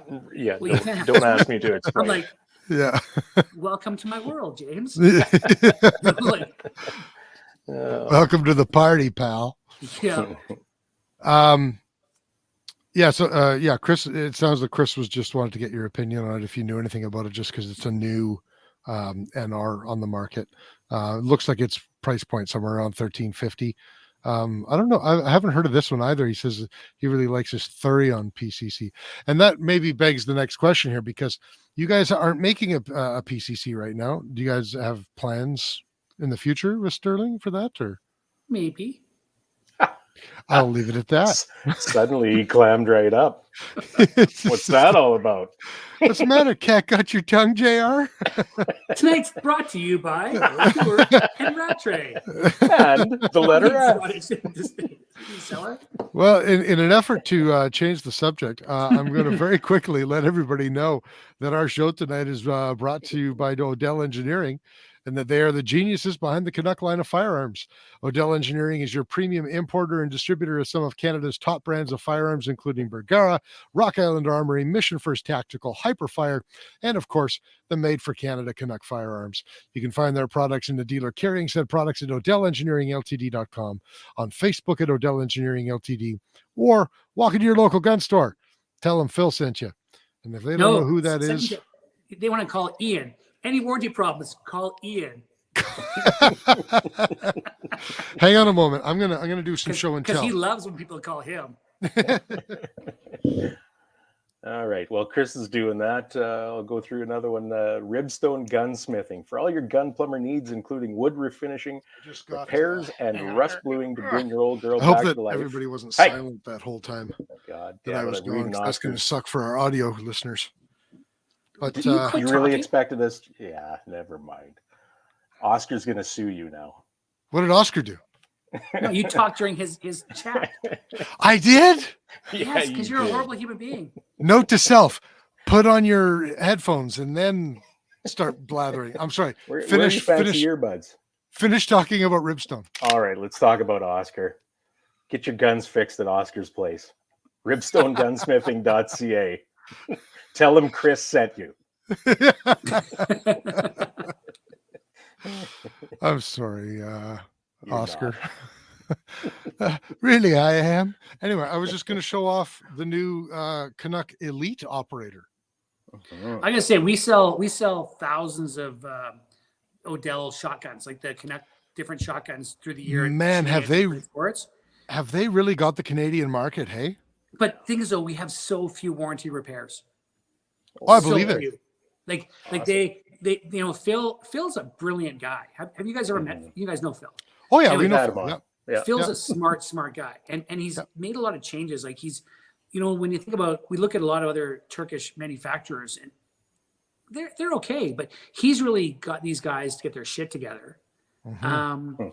and consistent. So like, and that's really Odell, who's kind of pushed them to do it. Mhm. And you can see it. Yeah. I mean, I think that the number of shotguns I've had of his now, I think I've had 4 or 5 different Turkish manufacturers. They're not all from the same factory. No, people who Uh, say that don't know what they're talking about. That say they're all from the same factory. Yeah, there's like fucking 100 factories making shotguns there. Yeah, on one block. Yeah, Yeah. it's like trying to get soccer balls from Sialkot, Pakistan. It's like, do you want the one from here, or the guy next to him, or the guy across from him, or the guy down the street? We'll go to Brescia, Italy. For Shotguns. They go to Yeah. Oh, really? Almost, yeah. Beretta, Fabarm, Benelli, and like they're all like, everybody's in that fucking town. Oh yeah, Yeah, but those are all the big names. Big and there's differences. tons of little names there too. Is there really? Yeah, It's the shotgun center of Italy is Brescia. Brescia. Yeah. I'm gonna have to do a whole European tour now and see all the gun manufacturers across Europe. But anyway, I just got this, and I'll be playing with it over the next several months, and it will be our next shotgun review on YouTube. And that's all I got to say about that. Are you sure? I'm pretty sure. Did you want to? Somehow I don't believe you. Did you want to talk about Oscar some more? Or? No, I'm done with Oscar. Oh, okay. I think you have to make up for that now. I probably should. Yeah. I'll make it up to him when we see him at in Consort. Yes, you will. In a couple of months. Consort. Alberta. Yep. Yep. Looks like it's gonna rain. Yep. Leave your sister alone. Oh, Okay. the So offense. Nice rum. thank you. It's very tasty. Is there anything else, JR, that the world should know, whether it's about the R18 or Sterling in general, or the Shooting Edge, or JR Don't vote Cops? Liberal. Yeah. Everybody listening I think to this that's already knows understood. that. Yeah. It warmed my heart to watch all of those European politicians slamming him. Oh, like didn't it, slamming though? him. Because if we did it, he would come out with a new OIC every day just to punish us. Oh, for sure. Right. But all he had to do is sit there and almost cry himself to bed. You notice that he's Yeah, but- sitting there in his mask with his hands folded in his lap. He's like, you can just tell that he's pouting underneath that mask. Yeah, he's like, thank God I get to wear a mask. Yeah. You'd see me saying, Yeah. fuck you, fuck He you. wouldn't have been able to handle it otherwise. Devil neck. I love the line, the last one from, was it Christine Anderson from Germany? It was Right. Mr. Trudeau. What was it? Spare us your presence. Yeah. Yeah, God only a bless German that can say woman. that. I know. Yeah. What a refined way to say fuck off. Yeah. Is that it? Is that all that everybody should know? That I think so. I've flogged it. I think it's a great product, but really, it's like people who buying it are liking it. Yep. And it's, I guess when you talk about it, like what makes it a $3,000 rifle, we talked about that before the show started. Mhm. And I think it's fit, finish, and reliability for at that price point. Like when you're spending, $3,000 on something, it better damn well work. Yeah. And it should work for a long time. Yep. Like you should get a long life out of it. So we think we've come up with that product. We think we've tested it a lot. Like I said, we did tons of testing, and then the nice thing about giving one to Mark Campbell to play with, and he came out with a great critiques. And then on Gunnuts, the nice thing is that people actually commented and brought up things, and we were able to take those and go back to Sterling and say, hey, here's our wish list for things to change, because we got some great input. And we were able to incorporate that. So I think because we were so close, we were able to get enough points just to push it across the line. And I think that's really what's going to be good. But the guys and girls who bought the first 40 haven't had any complaints. And we've had one guy take it to that was a Quinnell brutality match, and he came in 6th. Other guys in his team who had WKs or the other rifles, like they had issues. He didn't have one stoppage. Wow. Yeah. And he That's said it was awesome. muddy and it was gross. But guys put the rifle down, stuff would get in it. They'd have problems. It's pricey, man. Like, it's a pricey rifle, but I'm really happy with it. I think you get what you pay for. Yeah. Well, that's really the crux of it, isn't it? On that thread, Doug says, like me, I've worked for a long time, but nobody has offered me $3,000. You get what you pay for. Yeah. Quit telling people but that you've had you multiple still get the shoulder same backup. surgeries and you You might gotta be able to move. get $3,000. Yes. Sorry, I think I talked over you there, Yeah. JR. What were you saying? I said, Doug's working in the same bathhouse. He's got to change locations. Location. Oh, Phil. Number 23. That's his favorite number. So he wants number 23. Well, Phil, Oh. you can have 23 as long as you want one of the old models. Otherwise, you can have 123. Hey, give him one of those ones. Oh, no, the dust cover. That wasn't the R18. That was a different gun. They're not getting dust covers. Yeah. That's the thing. People say, oh, I'm waiting for the dust cover one. You're going to wait a long fucking time. So no dust covers because they don't need them. Well, we talked about putting a dust cover on like a Mark III, like for military law enforcement, but we've tried, we've played with them. Like unless you actually place it in the mud and work the action, nothing's getting in there. And if you're trying to cycle the action while the gun's stuck in the mud, you fucking deserve it. Well, you got personal other issues. You're not a gun lover. You might be a liberal if. Fair enough. So that's the thing. So no dust cover. No Not dust yet. cover. We've talked about it because it's not that big of a deal. But when we get these rifles out, honestly, we need to sell rifles. Like, we have so much money that I've committed to get, for these rifles. Like, if they work, they got to go out the door. Yeah. True enough. So yeah, I'm glad I said nice things about Phil because he's on here. Could you imagine if you were shit talking him the whole time? Yeah, that's Phil. Phil has resources. In Ottawa, I picked with a tab. He stiffed me. You could just say nice things about him in an angry voice. No, I don't know, British accent. Then it's posh. Oh, I know Oh, Phil O'Dell. Oh, He's the Phil. nicest man I've ever met in my life. If you're into Doesn't work. men. If you're into men. Yeah. If you're into that sort of thing. Anyway, the point being, okay, I don't want to open a big can of worms here, but Blind Spotter asked, so I'll put it on. What are your thoughts on PR? Pierre number 1, Leslie Lewis number 2. Yeah. Why Lewis? Black lawyer, Toronto, and she's actually extremely smart. Well, She is, but can't- she's she not can't be that aggressive. smart because she's pushing social conservatism in Canada. You know what though? But if you have to pick more than one, Yeah, okay. Yeah, well, you're right. It's certainly not going to be Jean Charest. No, Jesus, oh my God! no. Please, Unbelievable. people, only pick 1 or 2 and leave the rest blank. That's how we Yeah. ended up with Fool to begin with. That's right. I yeah. agree with you on that. Yeah. I got taken in by him. I thought, well, he's more moderate. He comes across. He speaks French. Blah blah blah. Could And appeal to Fool more. Yeah. Flip flopped. I mean, not just on gun stuff, but on everything. Yeah. Oh, yeah. Yeah. Absolutely. And then when the report came out, he blamed everybody but himself. If he had stood up and no said, you know what, kidding. I was an idiot and I thought this would work better, but it didn't, I'd respect him. but he said, "Oh, I was overhandled, and the team screwed up." Like he didn't even take the hit. I thought, you're a military guy. You should know that the buck stops with you. So I thought, yeah. Well, he's just a leader, period, regardless of what, a military, yes, but I mean, regardless. So anyway, Pierre number 1. He makes me want to drink now. And that's it. So far, out of all of them, that's only 2. For me, I'm really glad Rempel is backing Brown because she's finally shown exactly where she stands. Mm-hmm. I was surprised to see her do that. Well, she gets a buy on so many things, and I'm glad, she's not going to skate on this. Yeah. Phil's shit talking your military career.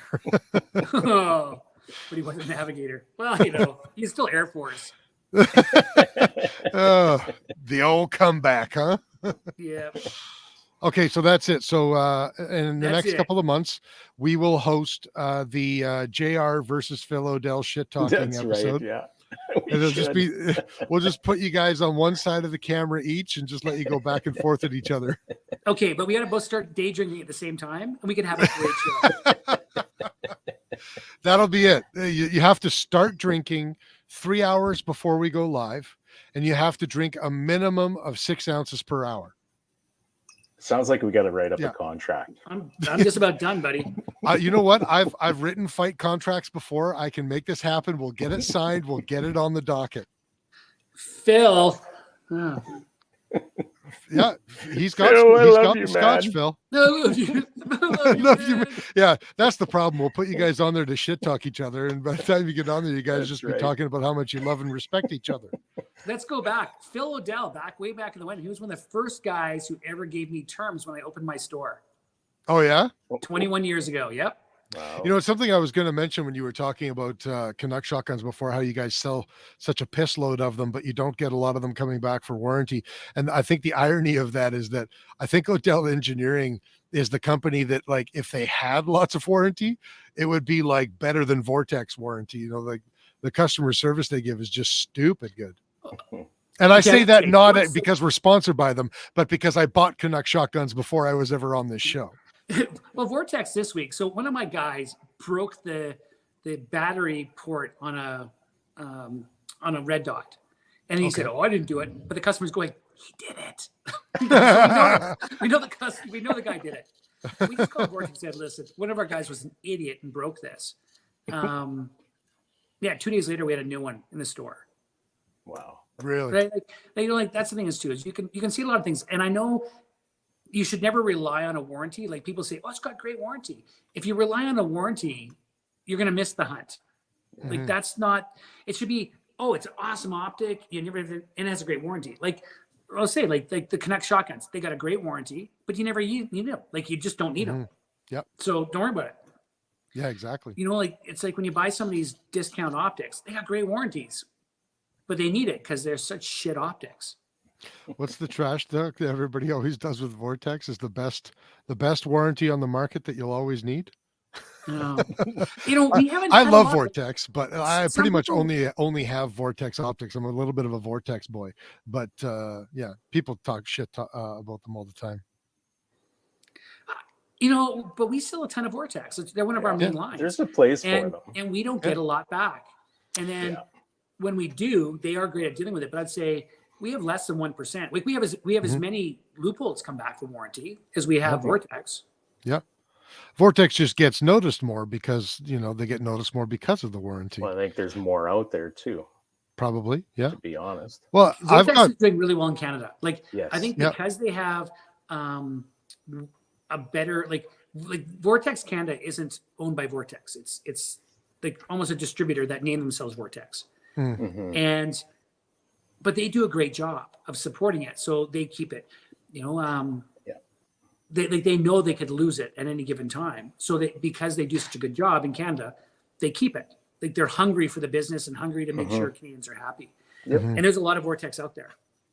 Yeah, absolutely, there is. Of that. Yeah. As a dealer, I get great service from Vortex, so I'll keep supporting Vortex. I agree with all of that. Exactly. I'm not a Vortex fanboy. Well, and their guys, the Vortex salespeople are actually really knowledgeable.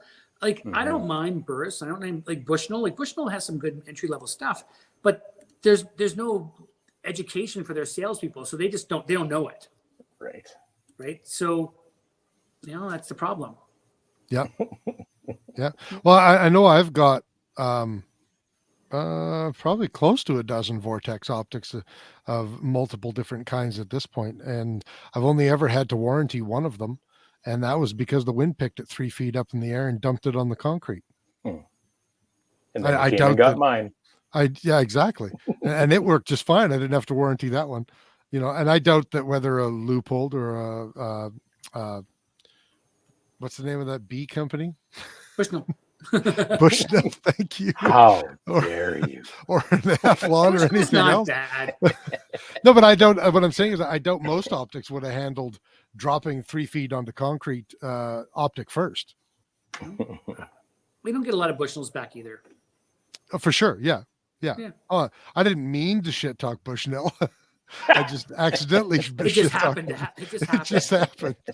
Yeah. Well, you know what? I just sent my ERS back to Bushnell just for a checkup and probably just a cleaning. I hope we'll see how that whole process goes. But that scope, I've had it since I think 2013. It's been great. Oh wow. Their Elite series. Yeah. Well, are you going to read what Vanya said here? Sure. Vanya says, honestly, all these companies have a place in the marketplace, and Vortex does a great job taking care of their customers. I've owned lots and still do. You didn't need that comma, Van. Yeah. What's the grammar? Not only that, but there's no space after the comma. Fucking Bosnian. Oh, shots fired. Okay, so it's a three-way death match now. Yeah, can't wait to see you at Calgary Gun Show. Are you going to the Calgary Gun Show? Who's going to the Calgary Gun Show? Are you guys going to come on? We are. Yeah, we're going to be there. Yeah, because we'll be good. So Sterling will be there. Awesome. Oh, excellent. And then it'd be great. We could see you guys. You guys can come out. You guys come and hang out at the Shooting Edge. Yes. Yeah. Yes, we can do that. Chris, I forgot about this. When my Vortex took a dive, it went right in front of Chris's face. He was on the line right beside my friend who was borrowing the rifle at the time. Yeah. Anyway, I think we should probably wrap this up, considering we're at 2 hours and the show is supposed to be a maximum of an hour and a half. And so it's because your guest is so engaging. Yes, that's why. We just want to see you get to the end of that bottle. Hey, chug. I wouldn't crash the kitchen table, so I've got everything on here with a gray cup. I can't even show you, but a fancy gray cup flannel on top of the table, so you don't scratch it with all this stuff on it. Awesome. Do you want to do the readout here of what's your name, Curt? Which one are you I was wondering who you're talking talking about? Stickers? Well, the stickers and the social plug, yeah. Sure. So, folks, we're giving away a wicked rifle. EMP Rifles is building a custom 6.5 Creedmoor. If you haven't heard about this already, it's a Cadex R7 receiver, IBI barrel, IBI 3-port muzzle brake, MDT XRS chassis, and of course an Apex Rival 4-32 by 56 mil scope in MDT rings, complete with a Pelican V800 hard case. So that to enter this contest, buy a sticker, our Live, Laugh, Reload stickers, like so. Mm-hmm. Man, who designed those? Those look amateur awesome. It looks like who picked that font? Don't trash my font, JR. It's the best I could do. It looks like something from Roswell. Yeah, that's no kidding, right? For the record, I am not a graphic designer, and maybe if this sticker draw is successful, we'll be able to hire a graphic designer to make the next bumper sticker. It's the Roswell sticker. That's what I'm going to call it. The Roswell sticker. It's the Roswell sticker. Anyway, to buy a bumper sticker, send an email to info@ffpp.ca with your name, email, and phone number. Send an e-transfer for $25. Every entry gets you, or every Every sticker gets you one entry into the raffle. Right. So however many stickers you want, you send that EMT number of stickers times 25. You bet. So we just to follow up with that, I guess, there are only 500 stickers available, and we are over half sold. And when the stickers are gone, the stickers are gone, and we do the draw. So don't wait. We should have, I mean, you know, it's 2022. So timelines being what they are, people have to wait on other people and supply lines and all that kind of crap. But supply lines aside, we should have the rifle that we will be giving away at the Calgary Gun Show. We will have. I'm going to say we will have. And then just, you know, if we don't yell at us, but we should have it. We will have it. I'll yell at you anyway. Well, that's okay. You can yell at me while I play with the R18.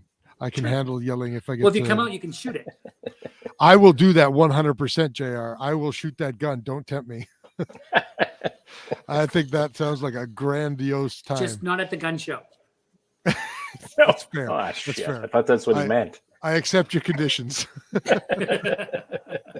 Anyway, so yeah, anybody who does come out to the Calgary Gun Show, number one, make sure you go to JR's booth and look at that Sterling. Number two, come to our booth and get a sticker. Number three, go to Vanya's booth at Apex Optics. Number four, go to EMP Rifles booth. And by that time, it's bathroom break and a beer. Yeah, and then come back to us because we'll have more recommendations for you after that. That's right. Make sure everybody comes by and says hi. I'm sure that JR, you'll like to talk to people, so they can probably come say hi to you. Well, then tell them, okay, everybody stay away from JR, play with his gun, say thank you, he's not sir, European, and apparently. fuck off. Fuck off. And then come talk to us because we'll Get off talk my to lawn. people. He's gonna Clint Eastwood you after you're done playing with his gun. Anyway, you doing the social plug? Sure. So be sure to check out the show at www.facebook.com/FFP podcast / and leave a review to let us know how we're doing. Also, if you like the content, please leave a like on the page and share so we can spread the wealth. You can email questions as well, whether you need long-range shooting advice, self-defense coaching, who's doing that? Or technical questions. We'd love to hear from you. info@ffpp.ca. I will say this, the 21 foot rule is bullshit. Yeah. Yeah. Absolute horseshit. Break the plane. Yeah, break the plane. I had something very important to say, Curt. And everybody who's probably got distracted by this. I wanted to run my fingers through JR's hair. or do you want to do it through my warthog's hair? The warthog's hair. I do want to pet that. No, I'm not going to say that on the air. What I was going to say, give us a like on whatever platform you're still watching us on. If it's on Twitch, if it's on YouTube, or if it's on Facebook. And unfortunately, podcasts, you don't really seem to have that metric anymore. So just listen to it on the podcast because that's the metric now. So yeah, you might hear about JR's hog. Well, now here's my question. JR said he wants to run his fingers through your hair. Vanya is the very next comment, and he said that's already taken care of. Was he referring to Doug or? Well, what happens at Iwa stays at Iwa. I think he was actually replying to Dan Castillo, who said combine our booths and have a big party booth. But I'm just going to go ahead and say that he was replying to Doug's comment about your hair. I think so too. Yeah. All right, Rooster, take it home. All right. What are we taking home? Oh, well, I mean, sign off, and then I'll click the button that plays the outro. All right, folks. Thanks for coming by. Where the hell is all this stuff? Oh, I can click the button. I'm already there. Hey, guys, thanks for having me on tonight. It was tons of fun. We had an amazing time, JR, and it's always great when you're on the show. And we're really hoping to see you again on the show as well as at SHOT Show. I think that's going to be a great time. We'll see you at the Easter show. Yes. Yeah. See you at Easter. Yeah, exactly. That's what I'm saying. You said SHOT Show. It's like Easter show. Oh, did I say SHOT Show? Yeah. You're a good kid. Aww. I'm having flashbacks. Yeah. All right, folks. I never Thanks for saw you showing at up. SHOT Show. I was busy, man. Well, I can't stand around and wait for you all day. I got shit to do. I'm supposed to be the one who says that. All right, Rooster, take it away. What am I doing? Oh, I don't know. Do you want me to just hit the button? Hit the button. I want to push the button. Okay, bye. See you.